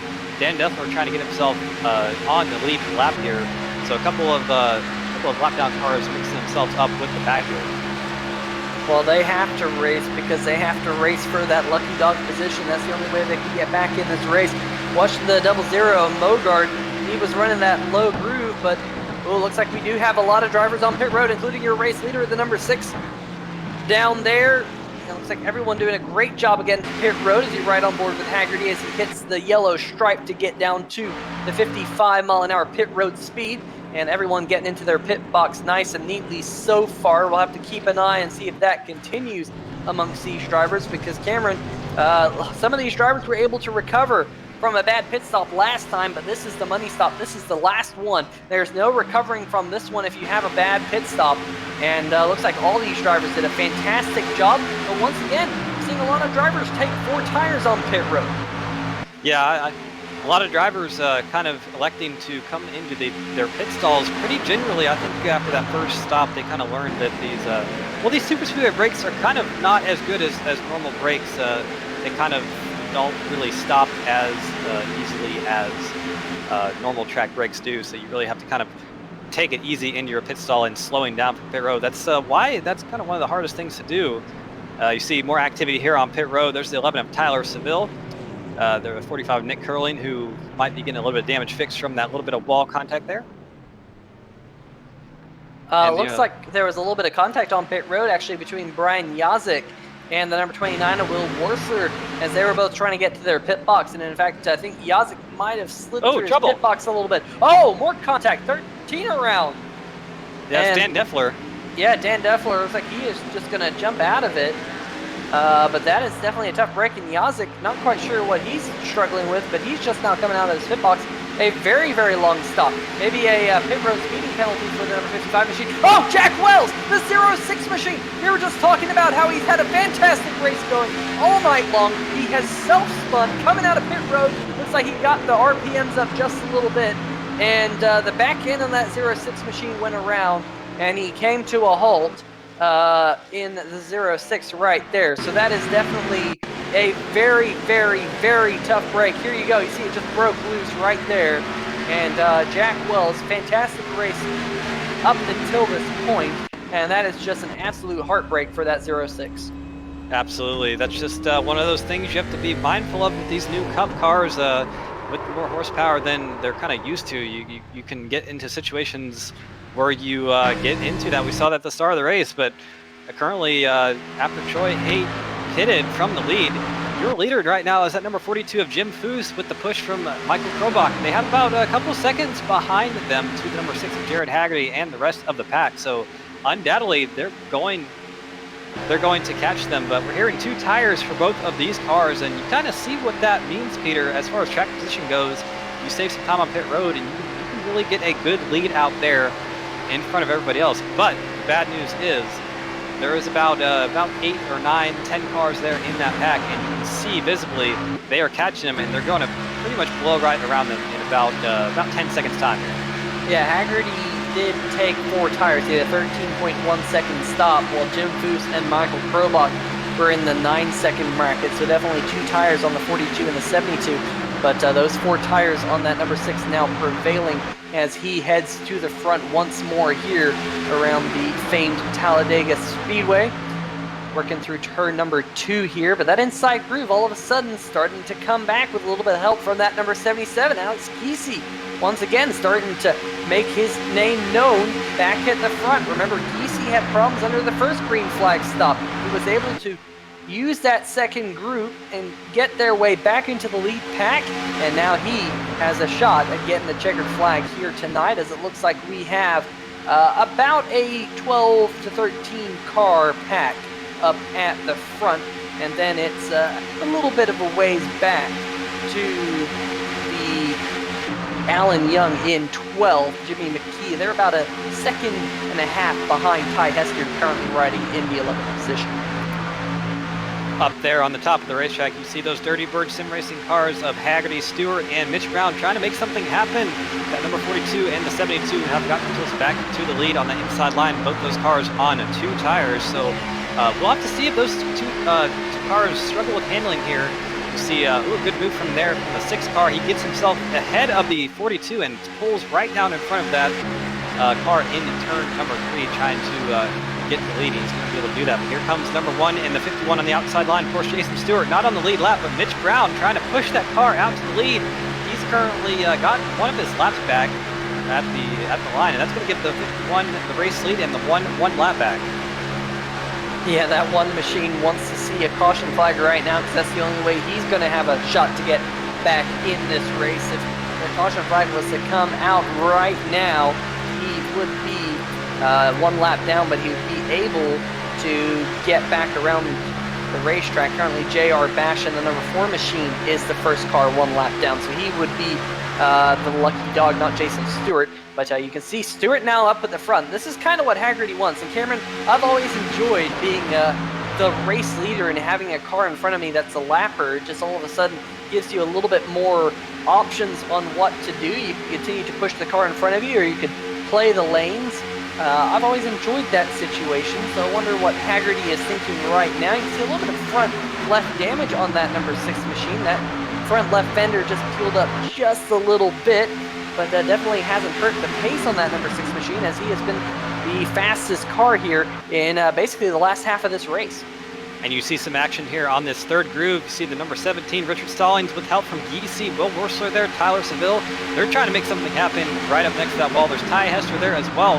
Haven't talked about him too much. I believe he was involved in that first accident. But, ooh, trouble. And then 29, he pops the wall there a little bit, but doesn't look like there's going to be too much damage on there, but definitely going to slow the momentum on that outside line down quite a bit. You see the 17 and 77 losing ground there out of turn number 4. And that number 29 about 2 car lengths behind him now. So not what you want to have happen there, but a good that it wasn't bigger than that. Oh yeah, also want to make note that Tim Knott, who's currently in 17th, he's kind of the last car in this lead group. Jared Mogard in 18th. He is 7.3 seconds off the race lead. He's leading a second group with Chris Titus, Ed Bray, Jonathan Holstein. What a night he had going before having pit road issues. Troy Hay in the 28, similar. Oh, here we go. We have a wreck. As there's a whole bunch of cars. Oh, Will Worsler's in it. This is the big one at Talladega. The 35, Kelsey Rogers, another playoff driver involved. And the number 3, Pete Baskins involved there at the very end. Geesey in the 77 involved. This is what that second group wanted to see that I was just mentioning. They were 7.3 seconds off the race lead. And this is absolute disaster for the Will Worsler racing cars of both Will Worsler and the number 11 of Tyler Seville. We'll see what happened here. It happened when the 51 and the number 1 got together. The number 1 machine coming off the nose of that number 51, spinning back up into the traffic, and there was absolutely nowhere to go for a lot of those drivers. That is just the wrong place at the wrong time. The big one at Talladega. Absolutely. A lot of chaos here in turn number 3, and that's going to damage a lot of cars. There's 72 there, right there, getting some piece of it. Those Will Worsler cars both getting up in the fence, so that's not what they wanted to see at all. 35 Kelsey Rogers as well. So a lot of playoff drivers involved in this one. We'll go on board with Will Worsler here, see what his view of the accident was. You see they were 3 wide in front of him, and just kind of, actually he looked like he was sideways before the wreck even happened himself. So like he was tapped from behind or something, but got himself up in the fence on top of the wall, and it was on from there. So under 10 laps to go here, and it looks like the majority of this front pack has been either damaged or probably taken out of the race completely. Yeah, and that's not what Kelsey Rogers wanted. I'm not 100% sure if he has a significant amount of damage, but that number 35 machine already coming off some bad finishes in the last few races in the playoffs. He was looking for a good finish here tonight as you go on board with the number 24 machine. Oof. You can see the magic reappearing front hood on that number 24 machine of Alan Young. But he definitely had nowhere to go when that number 1 machine spun back up the racetrack. You see a lot of those cars on pit road trying to get some damage repaired to see if they can at least stay on the lead lap for what will be a shootout finish here at Talladega. Yeah, absolutely. Well, Peter, I have to ask you, now that we are about 7 laps to go, what do you do? Do you come down pit road, or do you stay out there and try to hedge your bets on track position? Well, I don't know. You just got 4 fresh tires not too long ago. Of course, I'm not these drivers. We haven't really heard how these cars are driving here today because the only driver we talked to was right at the beginning of the race after the first caution. But if if these cars are driving slick, maybe get 4 fresh tires. But if you're in the front 15 or 20 cars, I'd probably stay out on the racetrack. Absolutely. I think that probably would be the best strategy to go, but definitely, of course, up here we are not driving the cars, so we can't tell if they are slick or not. I definitely have been interested to know that the 4-tire strategy has been the dominant one in the race. That is leading me to believe that tires are quite a bit of a premium here with these track conditions, but definitely up here at the front, not much change at the top 2. Jared Haggerty and Jim Foose, they've been kind of up there, but of course, with the wreck happening behind them, that was something that definitely shook it up behind them. But why don't we go ahead and try to get a word with somebody? We might wait till after the pit cycle, see if anyone does come down pit road to try to do that. Yeah, we got actually the 29 of Will Warser. And Will, you're sitting on pit road right now trying to get as much damage repaired on that Toyota Camry. You going to be able to get back in this show? I don't know. I got 8 minutes required, so it's one of those bad deals. So yeah, definitely. You had a great run to get that number 29 there up near the front, but unfortunately, wrong place, wrong time when the number 1 was turned in front of you. I know you got to see it happen. It looked like you got a little bit of contact from behind when you tried to roll out of it. But what was your take on that deal? I really don't know who did what. I did see somebody get turned in front of me, and I felt pressure from behind. It tried to get squirrely on me. I think I caught it, but by that point, everybody that got turned down was coming back up. And I knew when I saw it happening that it was pretty much over. It's just one of those bad deals, one of those restrictor plate deals. I hate restrictor plate racing. I hate it when they take control out of the driver's hands, and that's what NASCAR's done with this package. I'm ready to move on. Yeah, absolutely. Of course, we only have one more round until the last cutoff in the Cup Series side of things, and that's at ISM Raceway. But ISM is one of those racetracks. It's pretty flat. It tends to be a driver's track, so even after a bad finish tonight, you think you're going to be able to rebound out in the desert? Well, that would be great, but I'm actually going to be in the desert on vacation, and there's a chance I might miss that race unless I can figure out a way to be able to attend it and race it on vacation. So I'm working on that, but as of right now, I have no plan, and I'm in deep trouble. Oh, boy. Well, there you go, everyone. Will Worsler in deep troubles. Self-proclaimed deep trouble. Hopefully you'll be able to run that one, Will, and man, definitely not the finish you wanted here tonight, but we'll talk to you, I'm sure, here in the next few weeks here on 3White TV. I appreciate it. Thank you, sir.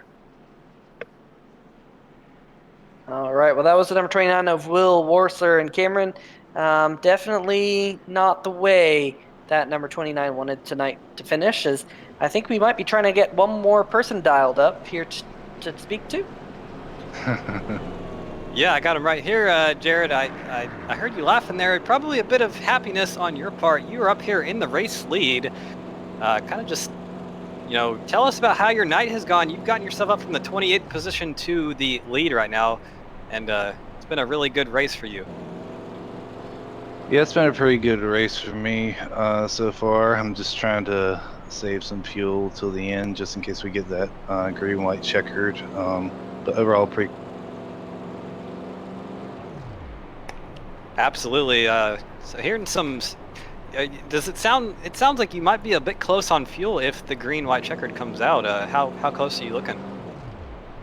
Well, I think my team, we got enough for 1, maybe 2 green-white checkers, but that's probably about it. That's why we're saving fuel right now. I think we're all on about the same strategy, but we made our bed and hopefully it'll be enough. Absolutely. I want to ask you one more thing before we let you get back to what you're doing best. We've seen the dominant strategy on pit road be 4 tires for most of the drivers out here. Is grip kind of a concern out there? Do you think, or is the 4-tire strategy kind of helping you with the grip? We've been on the 2-tire strategy, so haven't been really affecting it, but hopefully we'll make it work, we'll make it stick, and hopefully bring home. All right, Jared, we're going to let you get back to what you're doing best. Thank you very much for talking with us, and hope to talk to you again after this race. All right, thank you. Well, definitely interesting to hear that he has actually been on the 2-tire strategy himself, and might be looks like it's working out pretty good for him that he is in the race lead right now. Yeah, it definitely does. I mean, he had a fairly lengthy pit stop for just 2 tires, but being up there at the front, that's where you want to be, regardless of whether you have 2 or 4, and especially when you have a short little shootout at a track like this. Cameron, we got to talk about the restart here as pace car lights are off. You don't want to get too big of a jump, because if you do get a big jump, well, you're just going to set yourself up with a little parachute out back. You're going to have the whole field racing by you quite a bit faster. Definitely lost super speedway races by jumping out to a big lead, so it'll be interesting to see here what Haggerty can do as the race leader. He does have Ty Hester right behind him in the 36, and the 42 of Jim Fooster is outside. Remember, we have seen issues on restarts so far in this race. Lap 1 we had an accident where the inside line just didn't go. Will we see another issue on this restart? Only time will tell as they come out of turn number 4 at 65 miles an hour. Pace car now going below that yellow line. Will be headed to pit road, and Cameron, this should be a good one. Yeah, about a half mile to go till the green flag actually comes out. Of course, the start-finish line is down here near turn number 1, so a couple of extra seconds for these drivers to get going here, but we're going to have to look for that number 6. We know he's on 2 tires, and he's on the loud pedal. Green flag out here at Talladega SuperSpeedway. 4 laps to go, I believe, here at the start-finish line. Number 6 gets a pretty good restart. We were talking about that, Peter, that big lead might be a bit of a curse for him. Yeah, but he does have the number 36 of Ty Hester pulled up right behind him, and now Jim Foose is going to slot in the 3rd position on the inside groove. Look at Foose. Foose is thinking about jumping back to the high side. Indeed, he does. Doesn't have all too much help out there right now, because Lee Staples is going to fill the hole that he opened up when he moved to the top side. So move Lee Staples up into the 3rd position here, now with about 3.5 laps to go. Bit of a disjointed pack here up at the front. You have about 4 cars single file, then the first car on the outside line. Edward Gray has help from that number 73 of Jonathan Holstein. We know those 2 drivers are very fast here. They've been able to make themselves way towards the front, but 3 laps to go here at Talladega. There's not much time left to make something happen. You have to do it right now. Yeah, and let's keep an eye on the 00 of Jared Mogard. We haven't said that name much today because he's been languishing in the back. He only wants to lead 1 lap. That's the last lap. And he's now inside the top 10 in the 8th position. He's the 4th car on that high groove. But look at that, a little bit of squirreliness out of the 66 of Ed Bray and the 42 of Jim Foose. That won't help the cause of that outside line. There's about a car length in between the 26 of Lee Staples and the 72 of Michael Krobach. Remember, Krobach was turned around on lap number 1 in this one. And lots of damage on that number 72 as that inside line starting to accordion effect just a little bit. That's allowed the 42 of Jim Foose to be side by side now for the race lead. Here through the front stretch, number 42 has gotten himself up to the door of that number 6, but not going to be able to take the lead this time by. 2 laps here to go at Talladega, just over 5 miles to go. So we're going to have to see which line is able to win the battle. Looks like they're about equal to 1 and 2. Very much side drafting there from the 42 on the 6. Going to have to be careful with that one, but that should give him a good run down the backstretch. This is the time of the race when side drafting is paramount. You're going to have to use as much of it as possible to try and get the checkered flag here with now only 1.5 laps to go. These drivers have definitely made their move. Look at Mogard dancing around at the back of the pack. He's now getting help from the 55 of Yazik with 72. They're 3 wide back around the 8th or 9th position or so, but we're still side by side for the race lead with the white flag being displayed in the air. Who will it be? Will it be Haggerty? Will it be Foose? Or will it be someone else? 1 lap to go. Side by side, by side. The battle currently for the advantage currently to the inside line. Number 6 of Jared Haggerty, 66 Edward Bray. A little bit squirrely there through 1 and 2. That's going to hurt the outside line's momentum just a little bit because that 36 of Ty Hester is absolutely planted on the back of that number 6. We're on board with Lee Staples right now down the backstretch. We are 3 wide for the third position. No trouble. Number 6 got turned sideways and oh, here we go. chaos. This is absolute chaos, and Jared Mogard has worked his way through the chaos, and Mogard will presumably win the race because I think the caution flag will be turned against Ty Hester. If that is the case, the race win will probably go to Mogard here as chaos has ensued. Lots of cars involved. We'll go back and see the replay, but the number 36 will come across the start-finish line, take the checkered flag. Mogard finishes second, but I would have to think, Cameron, that that number 36, it looked like a little bit of a bad bump on that number 36 that might have just put Mogard in victory lane. We'll have to see if how this is called here with race control to see if we can figure out who's going to end up the race winner. It's going to be interesting to see. But my oh my, what a finish. This is the second time we've come to a superspeedway race in the past month and a half and had a race deciding accident on the last lap. Absolutely. It's something you always have to think about at a track like this. These superspeedways are absolutely chaotic, especially near the end of the race, and we're going to have to wait for an official word on race control. But currently that number 36 of Ty Hester coming down towards the start-finish line, presumably to do some victory celebrations. Sure, he thinks he's won the race, but we don't know what's going to happen just yet. We're going to wait for an official word on that. But a first car across the start-finish line, that number 36 of Ty Hester, burned him down here on the front stretch. Yeah, it'll be interesting to see how this all gets called out. Will the number 36 get declared as the race winner? I don't know. It was a little bit of a bad bump on the back stretch that put the number 6 turned up into the outside wall. But as for now, the number 36 of Ty Hester will do donuts, and he's now left the racetrack. So we'll see if we can get an official call or not. But this is going to be interesting to see how this one all plays out. It's like it'll probably be too early for a call here. There's the number 55 of Brian Yazik. Mogard did come across the start-finish line second. Jack Wells in the 06 machine. Remember, he spun coming out of pit road, and he recovered to finish in the top 3. Very impressive for Jack Wells. Kelsey Rogers, another great recovery. So very, very interesting final order here after that big wreck. A lot of the players who were up near the front for most of the race all of a sudden ended up near the back of the lead lap cars, including Jim Foose. We will be right back here on 3 Wide TV after a brief word from our friends.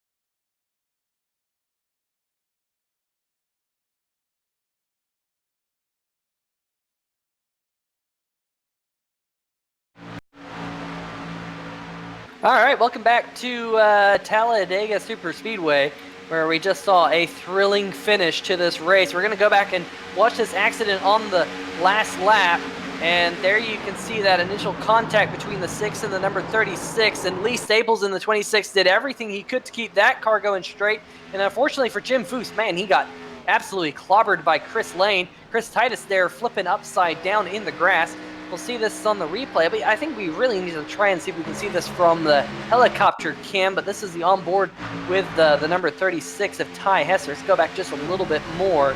So on board with the 36 machine, there's the number 66 right in front, and Cameron, right about here, they become misaligned. There you go, they're misaligned, and then makes that contact with the right rear of the 6 machine, just hooks him up into the outside wall, and it was on from there. Yeah, it was ever so slight contact there as well. Just a little bit of a tap there, and you saw it was on. And you know, that's just kind of what you expect here on the last lap of a super speedway race. Just close racing, close bumping, and unfortunately a bit of bumper hook there. Yeah, it's going to be interesting what race control does call. I don't think they're going to call anything tonight. You know, typically they go back with the reels, and then they wait until Thursday as to try and determine who was at fault here. And of course, it could be that no one was at fault. You know, there are accidents where it's really hard to pinpoint blame, and it ends up just being what's deemed a racing accident. Of course, the number, a couple of those drivers, the number 6 was really going for it. The number 35 right in front of Kelsey Rogers right there, and riding on board with the 06 machine here as he kind of Days of Thunders this one. Look at that. Just squeaks his way through that high side. He ends up finishing 3rd out of this whole deal. So, you know, we kind of rode off Jack Wells after spinning off pit road not too long ago, but what a recovery. And let's ride on board with the 24 here. He was involved in a wreck not too long ago. You see all that smoke up front. And almost goes into the back of the number 3 of Pete Baskins, but he understands, hey man, let's Days of Thunder this thing. Let's get on the brake just a little bit. Oof, boy, just slicing and dicing his way through. Oh, there's Pete Baskins again, stage right. And my oh my, that was some good avoidance by both the 3 and the 24 to get through that absolute melee. Let's see if we can get maybe a blimp cam or a helicopter cam. See if we can get some aerial view of this, what happened down the backstretch. There you go, you see that bumper hook, and man, oh man, it was just on from there. Poor old Jim Foose, he came into tonight inside just barely in points, and he comes home and finishes in 20th position with a smoking Ford Mustang. It went from a possible shot at getting the victory to finishing essentially dead last, which is not what he want to have happen. As I think we're riding on board with the 04, Chris Titus, as he goes rolling and flipping through the grass on the inside of the racetrack. You can see him power up that 04 machine, kind of Dale Earnhardt style. I look back to 97 when Earnhardt flipped that number 3 machine and still finished the race, but that's what that number 04 did. But Cameron, it's kind of hard to see how the championship implications all play out here because there's a lot of them, but we'll just have to kind of be patient and wait for points to be issued and for, you know, kind of how everything plays out on Thursday to see if there's any penalties from this one. Absolutely, but I know one driver who it's going to play out pretty well for, that 00 of Jared Mogard, who might end up getting winning points out of this, but either way, the worst he would finish is 2nd, and we'll go on board with him through turns this 3 and 4 melee, and you can just see kind of chaos breaking. Oh my goodness, how did he avoid that? That would have to be probably wreck avoidance of the year, because that's going to result in his getting a top 2 finish and possibly a win out of it. Yeah, that is unbelievable by Jared Mogard. You know, I just mentioned his name just a few laps prior, saying, hey man, he's worked his way into the top 10. Can he come away with a possible victory? Well, it might be, as Mogard slices his way through to at least get a top 2 finish here at Talladega Speedway. Really, really impressive. But let's see if we can line up those post-race interviews with Jack Wells, Jared Mogard, and Ty Hester, your top 3 finishers here tonight, in that order. And Cameron, I think you've got the 06 machine lined up. I do. I got him right here. Jack Wells. This is Cameron Rich in the booth. Got a copy? Yeah, Cameron, how are you, bud? I'm doing pretty well, man. Probably not as well as you getting that third place finish out there tonight, but kind of just want to know, how did the race go from your perspective, starting all the way back in 31st and through a first lap wreck and a last lap wreck, getting yourself up to the third position? We started out at the back, and when we made green flag pit stops, we come out in a really good position. We was running like third or fourth, and we just hung around there. And then I made a bonehead move on the last green flag pit stop and kind of spun it out, getting off of pit. Then with the last caution, I seen them wreck, and I just put it by the wall and held it down, and just luckily got through everything. Absolutely. With that spin kind of you're talking about, kind of want to know, we saw a lot of four-tire strategies throughout the race today.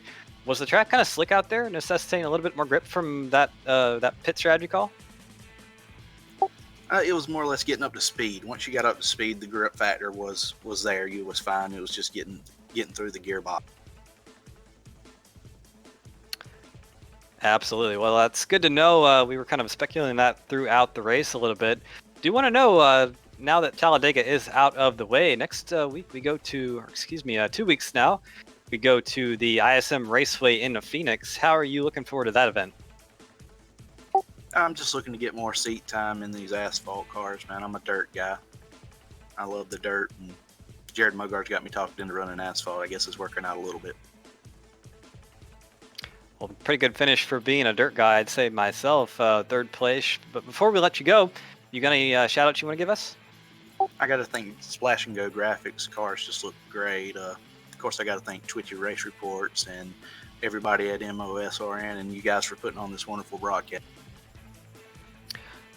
All right, that was Jack Wells, your third place finisher from tonight's event. Thank you very much for talking with us, Jack, and hope to talk to you again next week. Thank you, sir. All right, well, I believe Peter Short has caught up with our current second place finisher, Jared Mogard. That I have, and Jared Mogard, man oh man, you were pretty much in the second pack all night long, just waiting to see if that front pack would junk it up. And sure enough, they did on the last lap. Some amazing wreck avoidance. I'm sure you've gone back and watched that replay a couple of times, slicing your way in through spinning cars. And all of a sudden, you came out the other side, the second position. What a crazy last lap. Talk us first through your race here tonight, and then tell us about that last lap. Yeah, the race was pretty good there. The plan was to kind of stay toward the end of the lead pack like we always do, or like I always try to do, and not really sure how, but we ended up losing it, and then hooked up with the Dirty Bird team through them pit stops and everything, and we were able to run them back down and kind of got us back in the ball game, and had that late race yellow, and it was going to be a shootout to the end.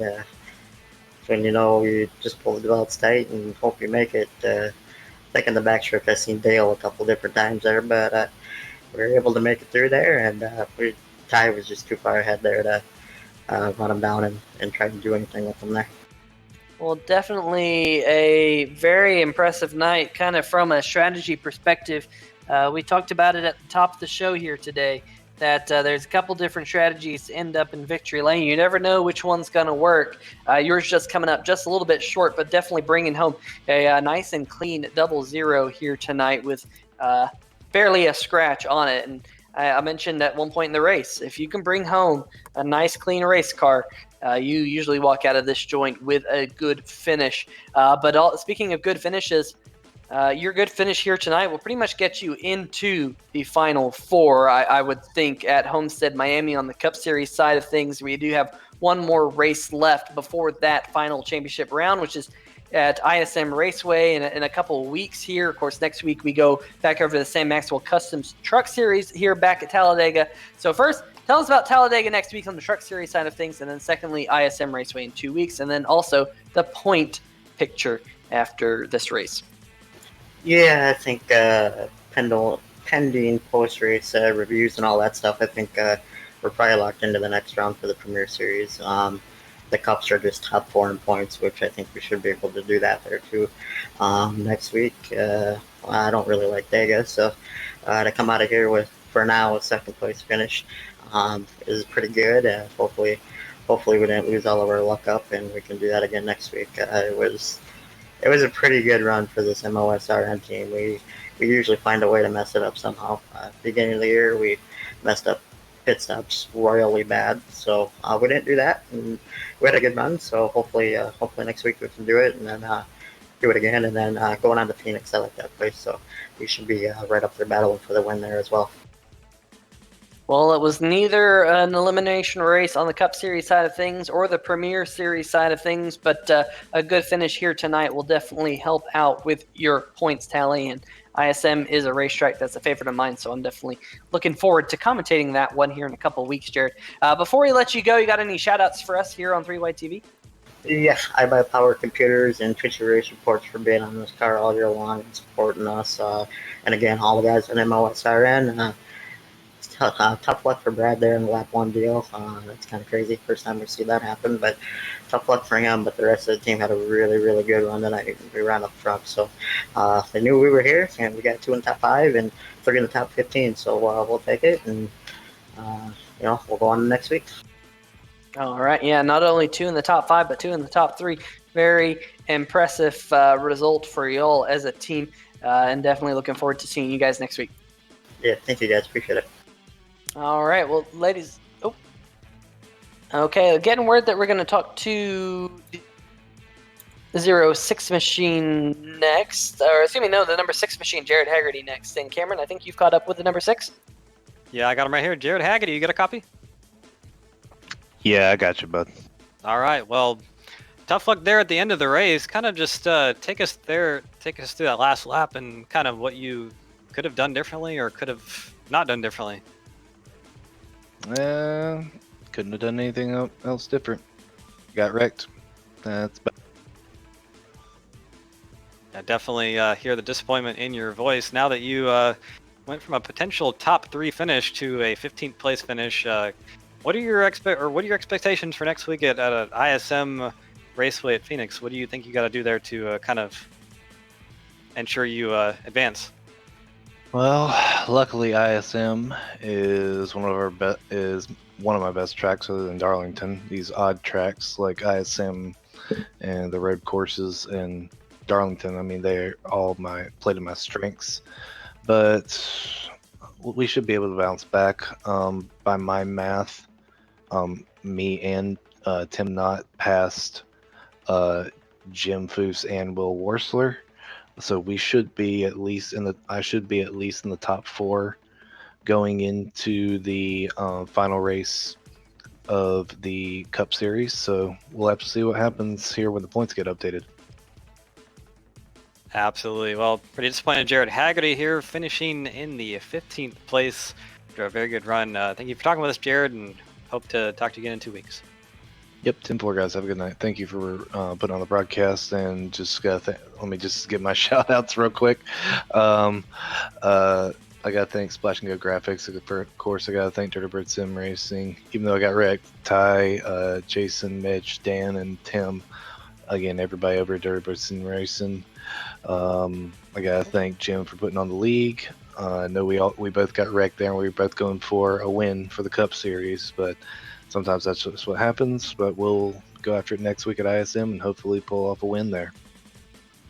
Absolutely. Well, I jumped the gun there a little bit. My apologies there to everyone, but thank you very much for talking with us once again, Jared, and hope to talk to you again in 2 weeks. Yep, 10-4, guys. Have a good one. All right, I believe that Peter Short has caught up with our current and very unofficial winner of tonight's event, Ty Esther. That I have, and Ty, my oh my. Of course, wrecking your teammate, it's not something that you want to ever have happen or just get into it with your teammate. But that's what happened there in the last lap. But looking back a little bit earlier in the race, you had that number 36 machine up near the front all night long. It was a great race, lots of green flag racing. Talk us through your race and through that last lap. And of course, getting that checkered flag here at Talladega is something that's special for any driver. You know, at the last lap, all gloves are off, all bets are off. You got to go for that win, bud. That was definitely not the way I wanted that to end, and I told Jared, I said, so I'm committed to you winning this thing, and I stayed behind him, and just right before the accident, I said, dude, I'm over 300 on both oil and water temp. I gotta move over a little bit, and I guess I actually got over and got into him and turned him right into the whole field, and it was definitely not what I wanted to do. Yeah, definitely having those engine temps skyrocket like that can definitely lead to that situation. But really, you were being pushed from behind, and you had a car in front of you, so there really wasn't all too much you could have done in that number 36 machine. So definitely, when it's go time at one of these races, you definitely have to go for it. But we do have some great races coming up left on the schedule, both on the Sam Maxwell Customs Truck Series side and the SMS Cup Series side. Once again, we come back to Talladega next week for the Truck Series side of things, and I think the Truck Series side don't have as much of a cooling issue, so that might help out. What are your thoughts looking forward on the seasons still left to go here in the Premier Series? Well, I told Jared, I said that was yours to win. I'm not, I had missed a couple races, family stuff at home, and I told him I was gonna push him, and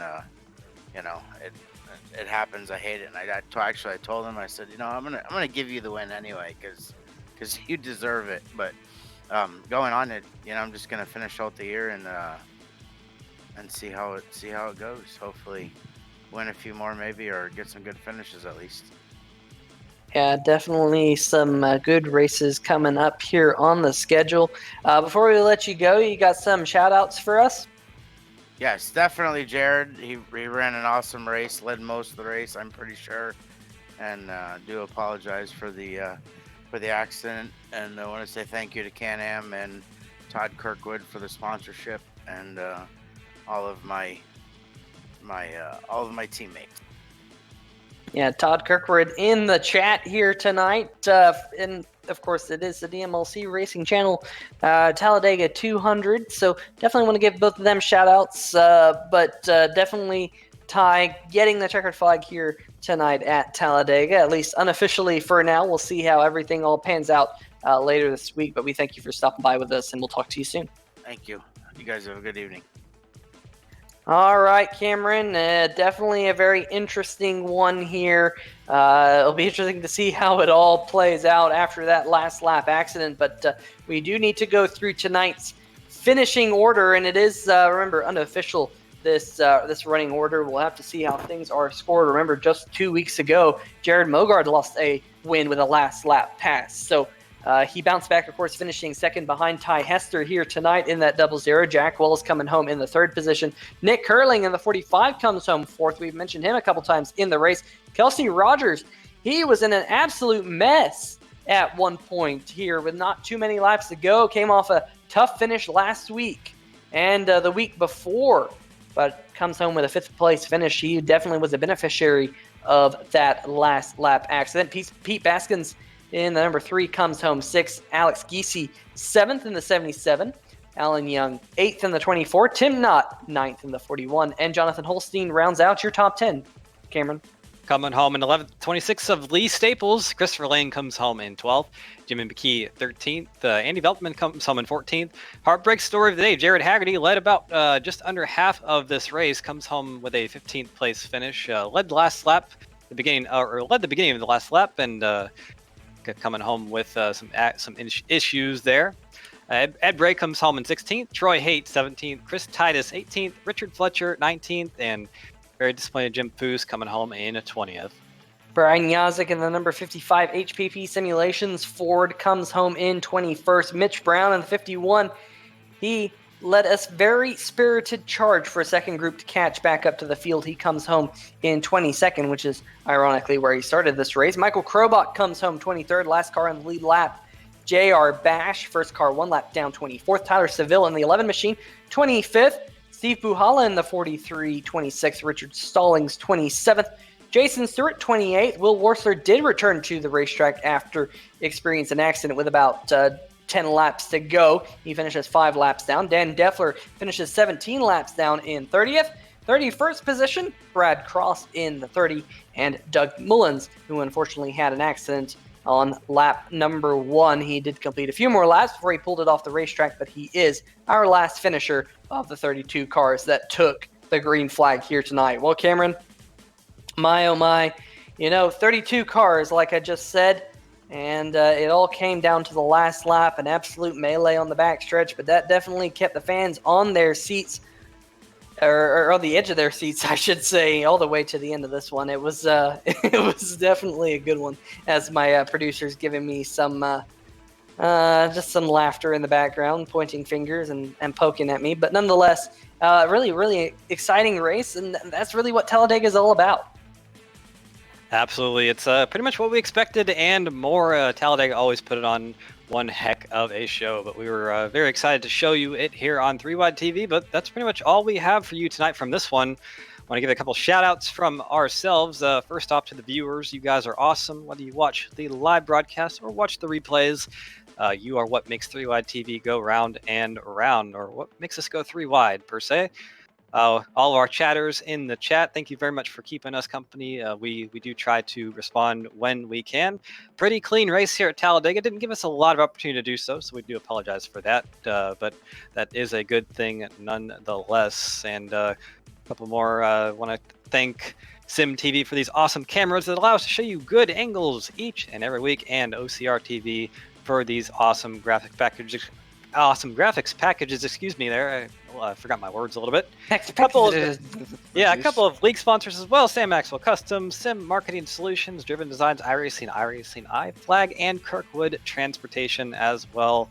Thank you all so much for jumping on board and helping with this American Sim Racing Series League. Definitely a lot of great racing each and every week from these guys. But like you said, Peter, one heck of a race, and 2 weeks time, we're going to go to Phoenix and kind of end this round of the Cup playoffs and at a very different racetrack.